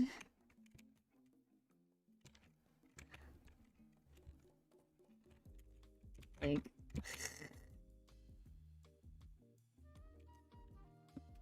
when you're when you're getting like feedback like that from somebody like that doesn't figure draw a lot, then you know that you're like really fucking up. You're like, oh no, I've looked this too long. It looked correct in my mind, which is why it's always so good to get feedback from other people. Like, oh my god. The best feedback, honestly, a lot of the times, I know this could sound controversial, but like, the best feedback you can get sometimes is from people who like just really don't do the same thing that you do, because my mom makes vastly different kinds of art. She does it, well, she's like a fine artist, so very different than what I do. I'm so technical and analytical, and she's just so like creative. But you know, from people like that do something totally different, or from people that don't make art, like, it's because that's like kind of, I mean, people that like art. You don't want to show art to people that don't like art and then ask for their feedback. Like, that's like, what are you doing? But for people that like art, you know, it's so helpful to like understand what somebody sees, you know, because that's kind of like the whole point, is like to communicate. So if like you're not sure what is being miscommunicated, it's so valuable. Like, I remember when I like worked in an office and we'd have like art review meetings and all that, and I know some of the artists really didn't like when we would have those meetings and they'd show their stuff to old so-and-so, and old so-and-so doesn't like draw or make art, and it's like to get critique from old so-and-so. I'm not using names, but they didn't like getting critique because of what I just said. But it's always like you can just get a glimpse into like what somebody else is interpreting. It's just so hard to see into your own head sometimes. So I always liked it, because if you can be a detective about it and like really ask them like to better understand like what is the discrepancy, you can have such a valuable, you know, such valuable feedback. And that's like assuming they're not just like being a dick. That happens too.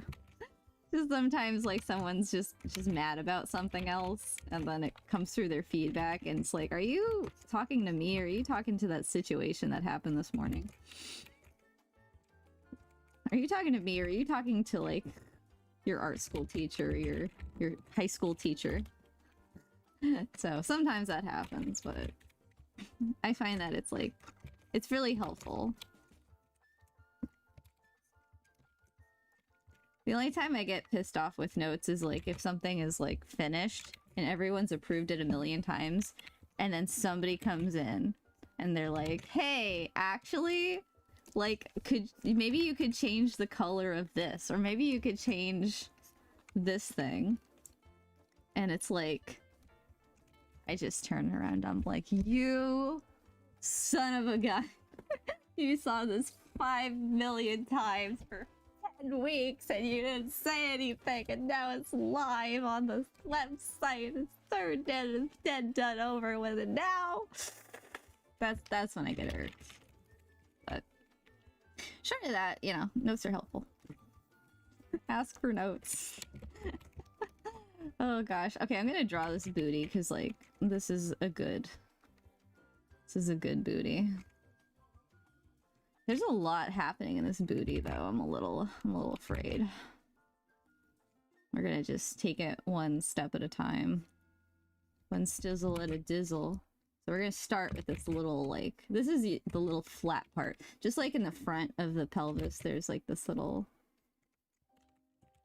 flat part. In the back, we have this little thing. That's the coccyx. Yeah. That's the, no, it's not actually. It's the sacrum. The coccyx is the, it's a little tailbone. It's like we don't have a tail, but if we did, that's where it would be waggling from.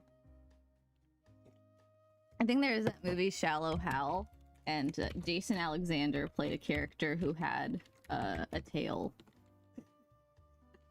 But it wasn't really a tail, it was just he had an extension of his like coccyx, which is like that little bone.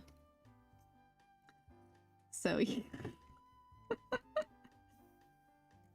and he was like just so mean and shallow and just a mean guy, but it was really because he was like insecure about his tail. He just wanted to hide it. It's a stupid movie.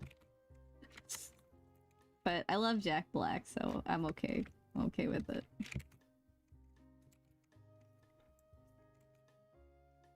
Okay, I think that'll be the way that we resolve this. We'll just draw that line from here. Wasn't Gwyneth Paltrow in that movie too, man? Jack Black can kind of do no wrong. Let's hope he doesn't do something to fuck up what I just said, but I love him. He's such a good energy, just like a big kid. Like that's the kind of vibe that I like. Somebody who's just like enjoying life, and I can like enjoy them and feel that too. That's all. Like I love people that just like vibe like that, and I can get high off their fumes of existence. Live that life too.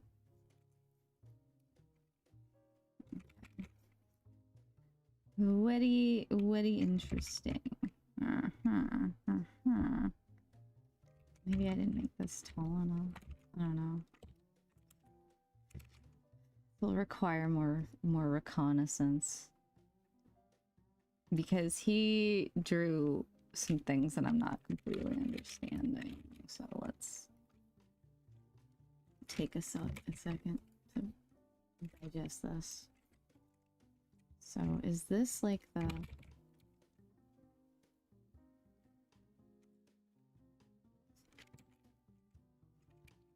Because we can kind of like ascertain that this is like here and that's there. This is too goopy for me to understand.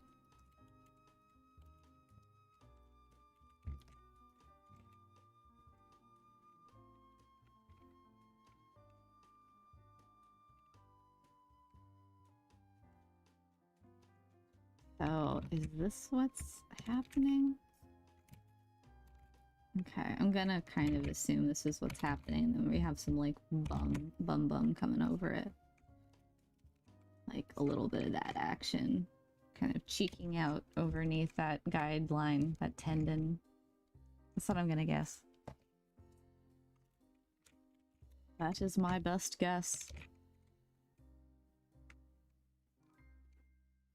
Get that cake. We gotta draw that cake, man. I don't eat cake very often, but well, I don't eat that kind of cake very often. I don't eat any. Oh god. I'm gonna backtrack on everything I just said the last 30 seconds. It's terrible, don't quote me.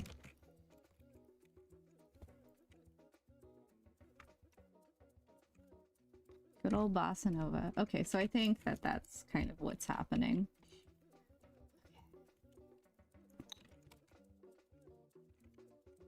Okay. We can even do that, actually. Okay. That's what we're gonna do. And that's gonna be... Oh, yes, it's gonna be like right in the middle of there, isn't it? It better be. It better be. It's kind of sort of not really. That's okay.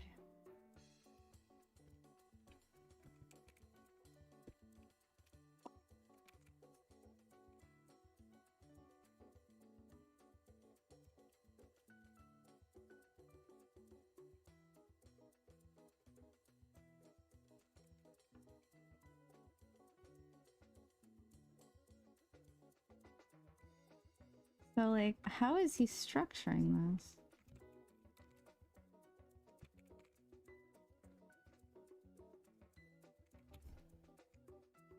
I'm getting confused. I think I need to find another one of his drawings, because this is like not... It's not giving. Let's just put it that way. Giving confusion.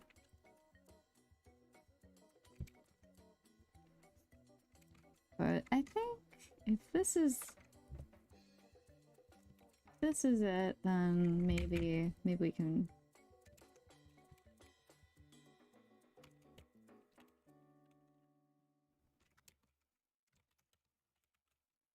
Yeah, this is confusing me, so we're gonna maybe find another one of his drawings.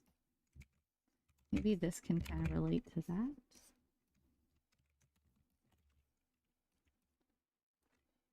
Okay, that might be getting us there. That's just how this is. That's the thing when we're like using all these guides. I think my music ended. It did. Wow. No. Back. That happens when we're going. I'm glad you liked. We're certainly doing a lot with the cheeks right this second. We're gonna really we're gonna solve this mystery. We're gonna plunder our booty today.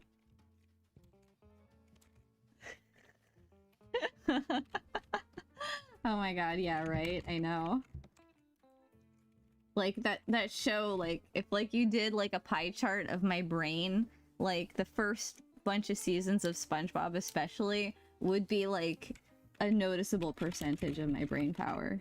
This is just like where we're at in life.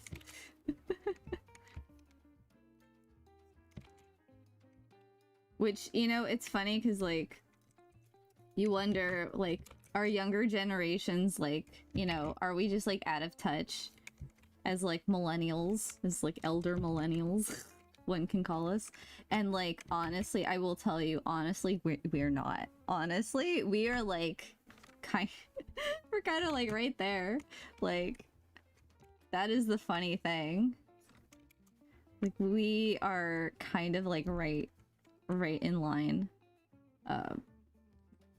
It's like the stuff we loved is the stuff that still the Gen Z, the younger Gen Z even, they like it. Like, I'm a teacher, and they all, like, get my references. They love old cartoons, too. Like, stuff that's even older than, like, 90s cartoons.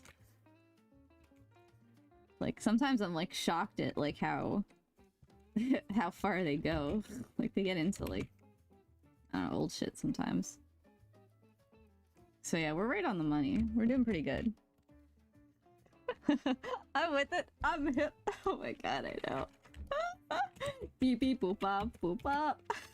Oh my god. I say like SpongeBob terms all the time, and like my mom does not know what I'm talking about. Like when I say salad, I'm always thinking of that cuddly crab episode or whatever when Pearl took over. And SpongeBob's like, I'm gonna make that hip new salad or whatever he says. Oh my god. She just like looks at me. But she's used to me speaking in tongues, so it's fine. Alright. I think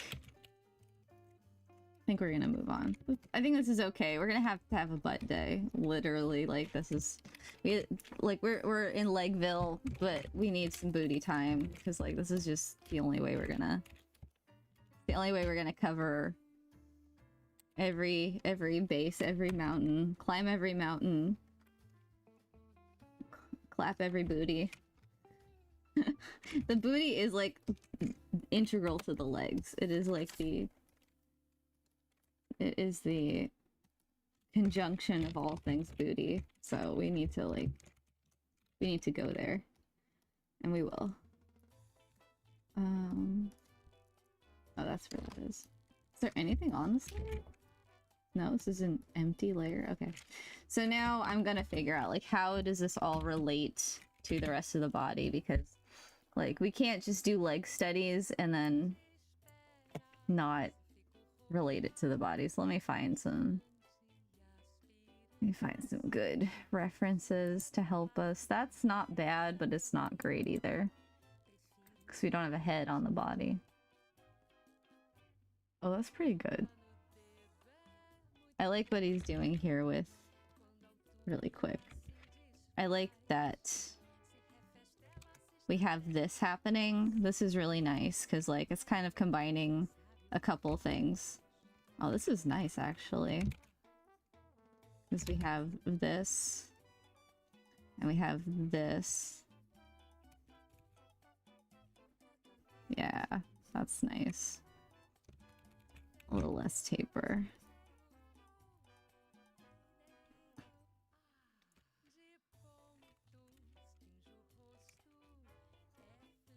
Yeah, that's nice because we have this action.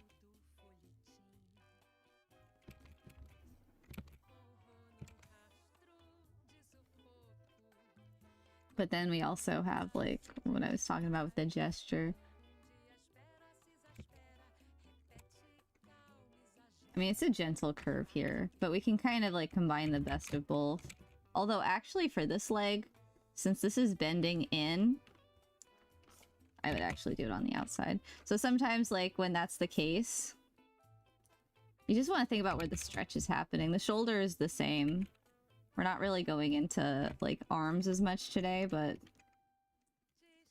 it's like you want to think about where that gesture is really pulling from.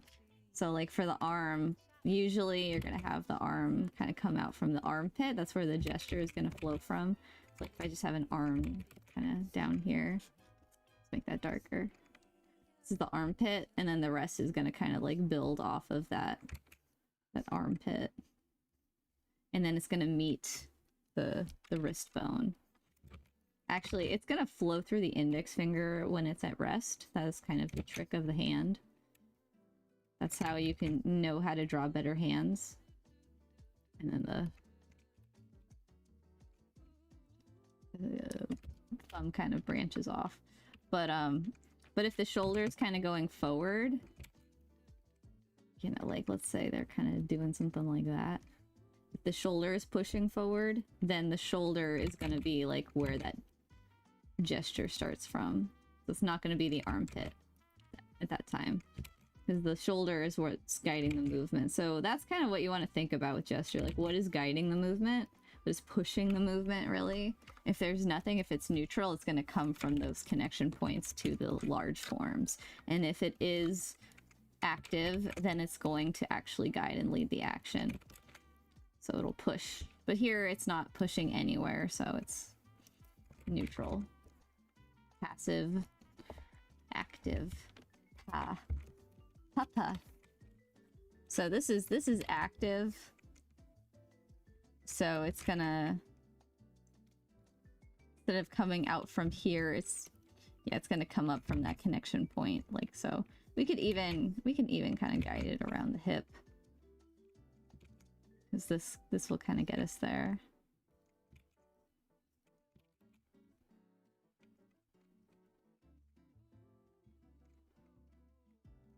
That feels good. I like that. Look at that. Because yeah, this leg.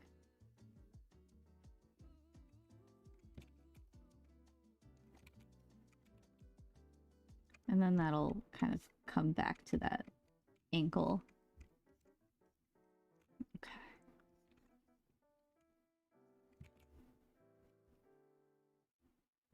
Cool.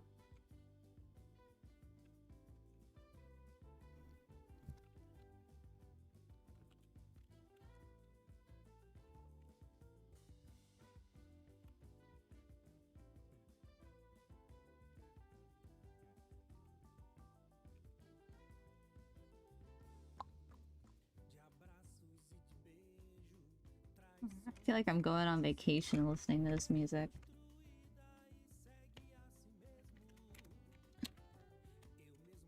Alright, so yeah, we're gonna,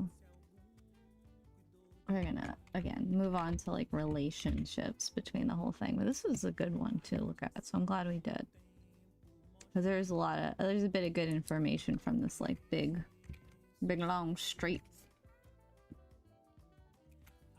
because that's holding up the weight, because we would get some like nice kind of zigzagginess in the form, because I imagine the other part would be like opposing. I mean, it'd be great if the arm were like going like this and we had a nice big stretch that kind of went from the hip to the arm. I could imagine like that sort of thing like happening.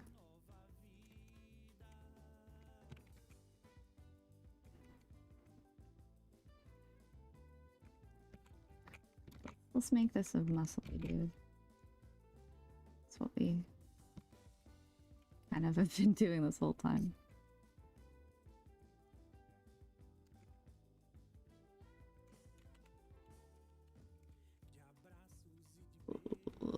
Yeah, we want to connect that up here and over here.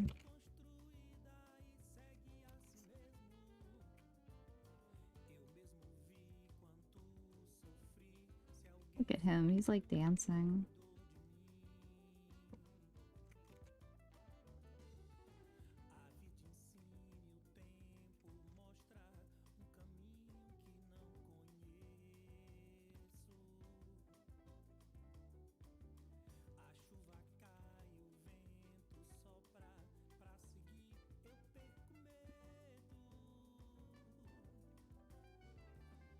More or less.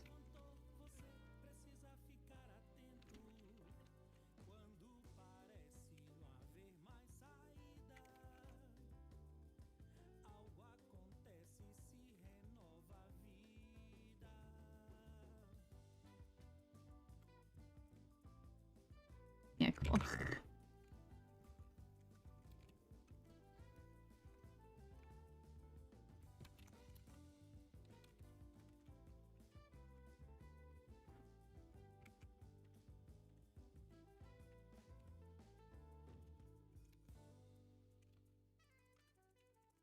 So yeah, this is why we're here, because look at this. I just drew this upper body and like it's not quite connected here. It's like just kind of...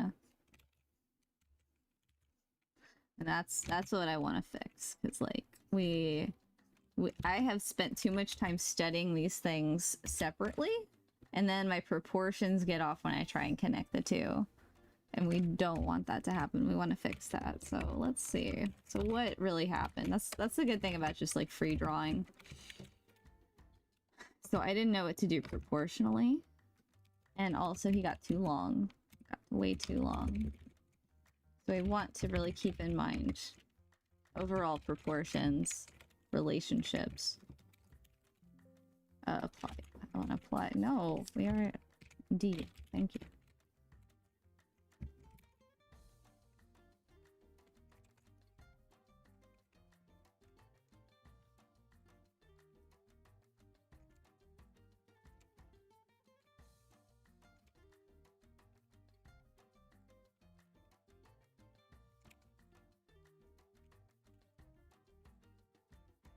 Alright, cool.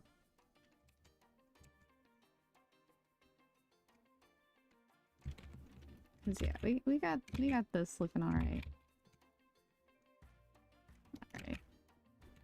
We want that neck a little thicker if we're gonna have a thick guy. Want that thicken up our body, you know.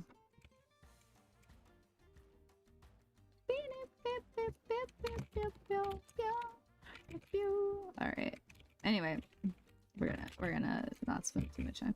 But okay, so that's really, I'm glad we drew that, because that's really what I need to like figure out. That is my problem. So what's happening on this arm from here is like kind of... There's some muscle forms that I could also figure out. Let's bring that up here. Okay.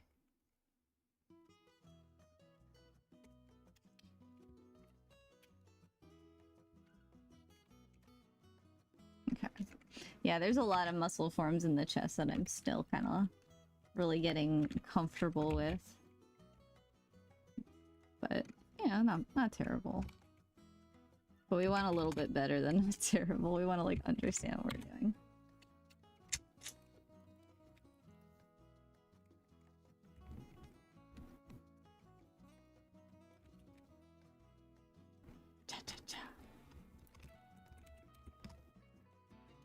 Later, Art, and I'm so glad you got to join. If I missed you, I say toodaloo in spirit, and if not, you have an amazing rest of your day. I'm so glad you stopped by. It was so nice chatting. Oh my gosh. We are so very much aligned, my friend. It's so good.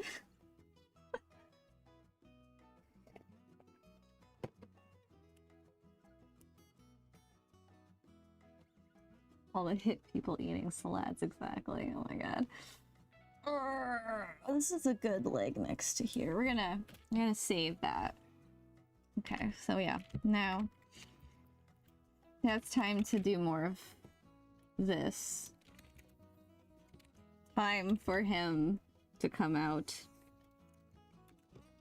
Okay, the area is empty.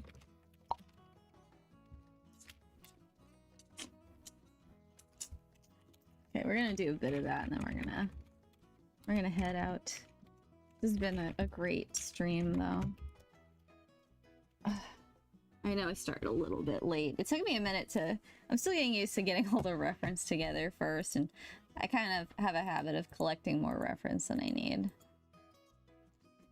Okay. Oh, I love this. This is great.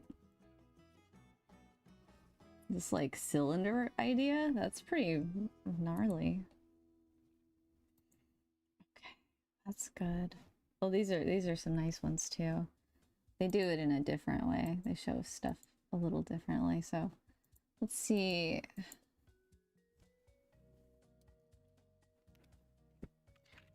Okay,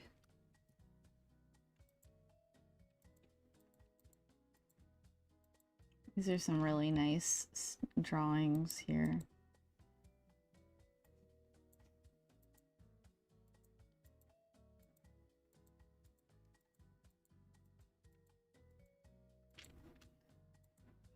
Here's some of the actual photos of people. There we go. I know I've been talking about muscle men, but we've been getting a lot of muscle ladies in the drawings too. Oh, this is pretty good. Yeah, we can study like drawings as well. Not bad. Yeah, let's do a little bit of that, because I think that will be more Twitter safe. These all have nice proportions to them. This will help. Oh, these are nice legs. Legly wagglies. Okay. Because I think, like, if I look at these guys, you know, we can find, like, our kind of balanced line. Center of the face.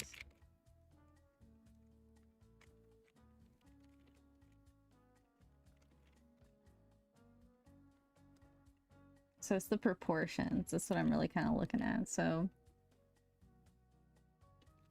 if I go like about half. Oh, where were our proportions from the first day? I'm gonna pull them up. Yeah, we had this. This is good.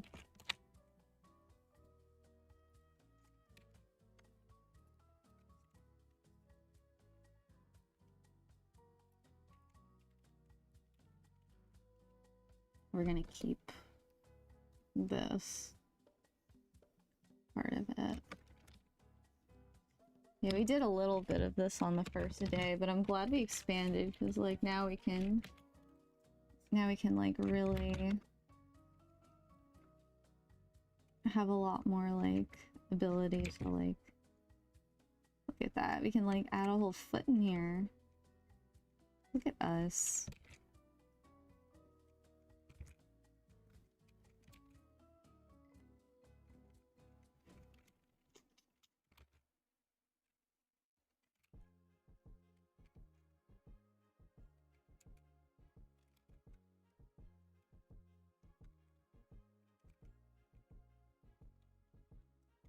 So yeah, we can do more for sure.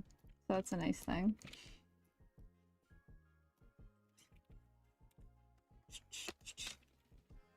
So these are generalized proportions. We want to remember these are generalized proportions. These are not just for every single person, but they'll help us because we can understand like relatively like what looks correct, what functions and is structured in a way that's like correct. Because that's the good thing about generalizations. They're approximations, rather. That's what we want to kind of keep in mind. Like, approximately, this is what's happening. I'm gonna make them a little smaller, and I'm gonna turn the opacity down. Opacity. Alright, so I... See, the problem here, he doesn't have the legs in here. Let me find one where he's got, like, some legs in there. Okay, I'll get him legs. Whole figure, please. Entire figure, please and thank you.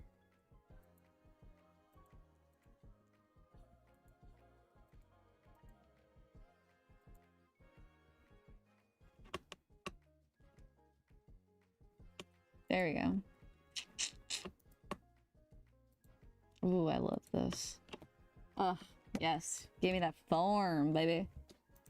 Well, that's a good one, too.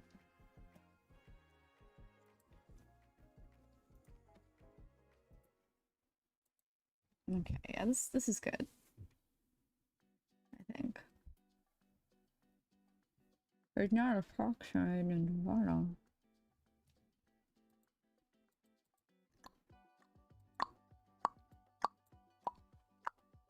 Okay, there we go. We got half and half. Okay.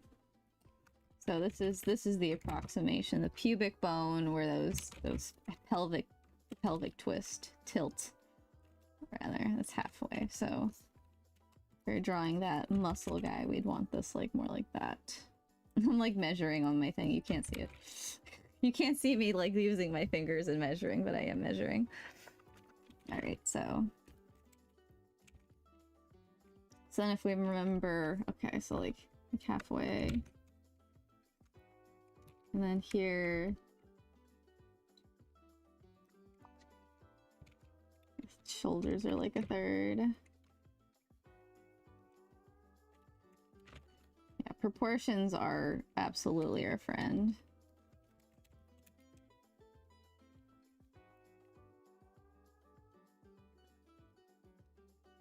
Okay. I don't know how this guy was standing, but we're just gonna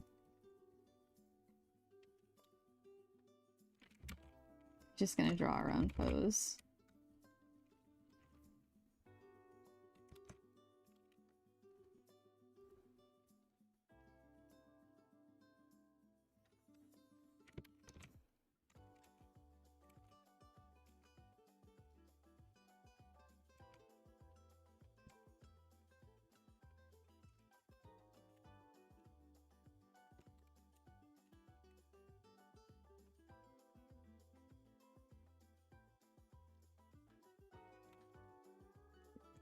Okay, another thing with muscle proportions, I just want to also kind of get a little more clear. This is a great one, actually. These are great. Copy image. It's not the just up and down, but it's the side to side. Like these proportions are really important to understand. So let's like kind of understand that. So there's this, then there's that.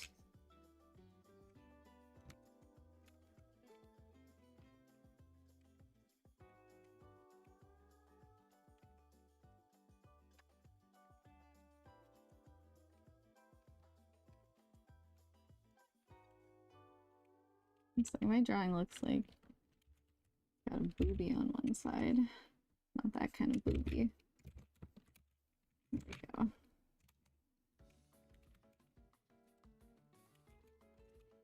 It's like understanding this trapezoid is going to be really important. This triangle. It's like an equilateral triangle, maybe a little.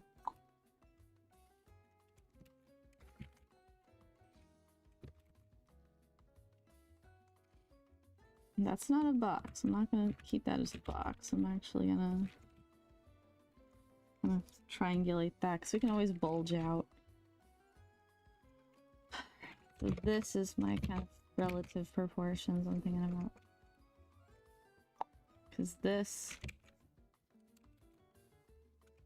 angle is like a 30, 60, 90 triangle. Whatever we can do to make this like make the most sense.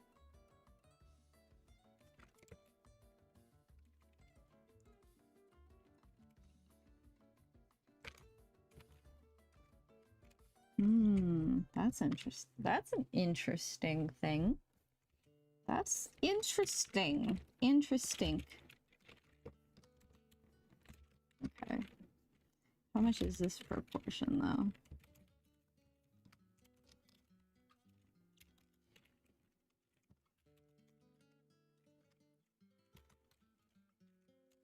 Sorry, we're doing it tiny. Okay. Copying. Yeah.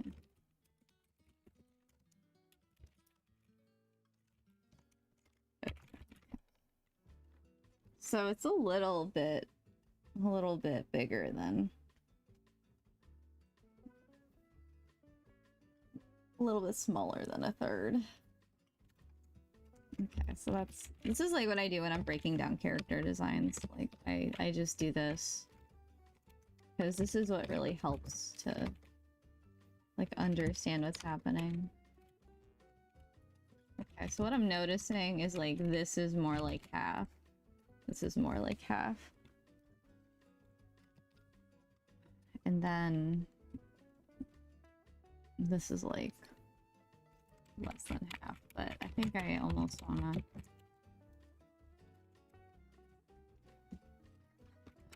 wanna say like more like a, we'll say 1/3 to 2/3 just generally, and then we'll say like this is like half and half. So we'd want to find this first, and then we'd want to find like we'd find this first, and then we'd find that. So 1 and then 2, and then we would like find the waist. And then this chin would probably start like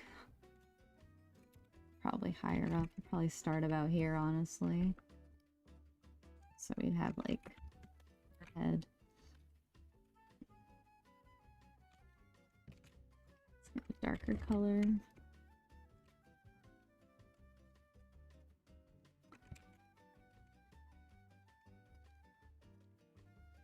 Of course, this is just from the front. When we get into the 3/4 views, look, it's going to change the view of things. But that's okay. We gotta start somewhere, man. And then with the head, though, like how big is this relative to the head? I think when we get into like muscles and stuff, like this ends up being so much more important. Okay, so that's about they call this guy Beef Castle. That's funny. I didn't even notice that. Okay, and then yeah, okay, so how much bigger? So a little more than half the head. So I would say like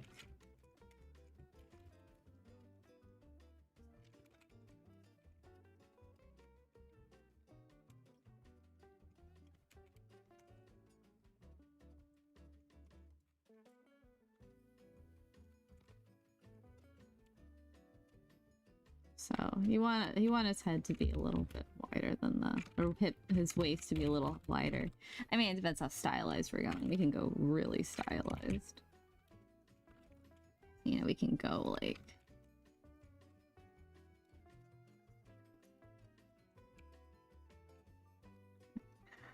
he'd want to have really strong abs if you're going like that crazy. But I want to get more close to realism because we can always like make him more stylized.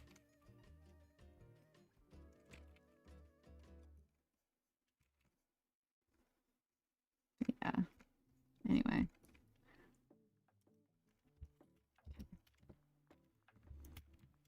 then, okay, so I think that let's go off that. I think this is kind of where we're gonna like find our stopping point for today, but this is a really great stopping point. So I'm gonna kind of try and see this as like a triangle. We're gonna make sure that we're like using these curves to like show perspective. That's kind of what I'm thinking of. Using these curves to build perspective out this way and then this way. Curving up, curving down. So we still use some of those like kind of common gesture lines, but just in a slightly different way. Okay, and then let's not forget our actual like proportions that we literally just measured out. This is about a third, and 2/3, so this would be about here. So the waist is about here. Alright, that's right. Actually, that was good. We eyeballed that right.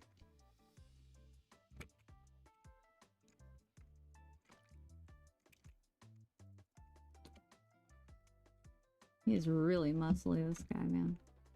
This guy's just all muscles.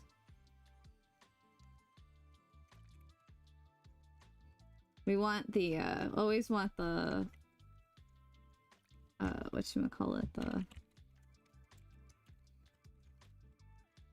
elbow to be about half, or about, like, where the waist is, so we want to make sure that we're being mindful of that.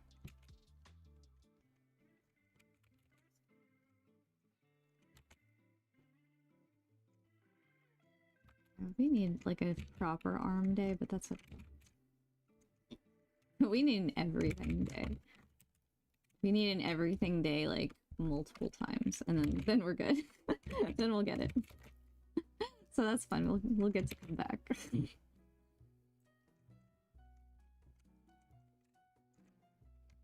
Okay, and then this will be there, and we'll have our... Okay. I'll make sure that we have just enough space between the two, but, you know, I think we're alright. Now, after all we've done today, let's do a nice job. Okay, we have our knees.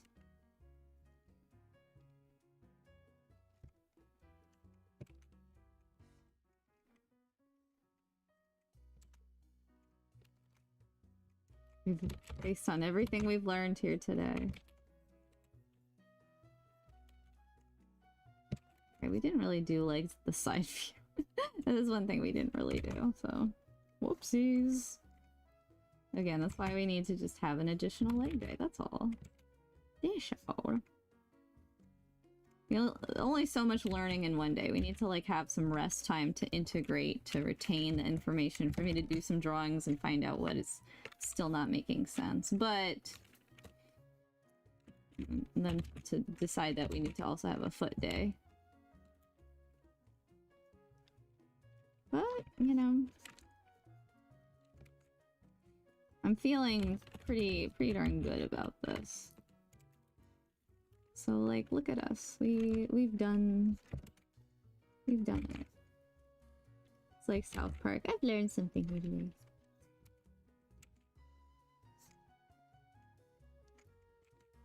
This is kind of like doing this, actually. So the knee is here, wrapping around the ankle. That little zigzag trick is like pretty great. That's like saving my bacon right this second. So great. Yeah, I feel like we did learn something here today.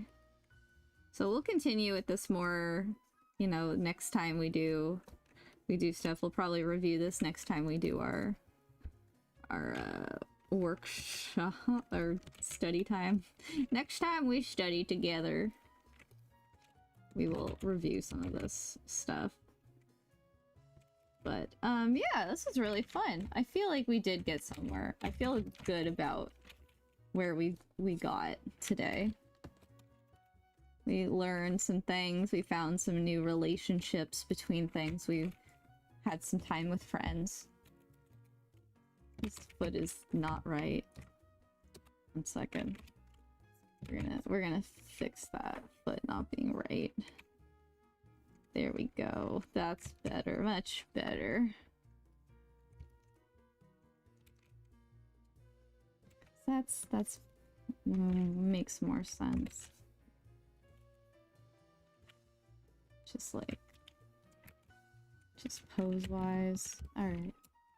Cool. Awesome. All right, you guys. So we're gonna call it here for today. We've done so much. We've done so many things. This was a really great workshop. I'm really stoked at all the fun times and muscles and all that great stuff that we drew. All right, y'all. You take care. You have a wonderful, wonderful rest of your day. I will be back. I'll be back Friday after 2. I think at 2:30 or so I'll start. I know it says 1:30, but I realize I have like another workshop. So 2:30. So we're gonna do this again on Friday. I don't know what we're going to go over. Maybe not legs. Maybe something else. We'll see what I'm struggling with then. Y'all take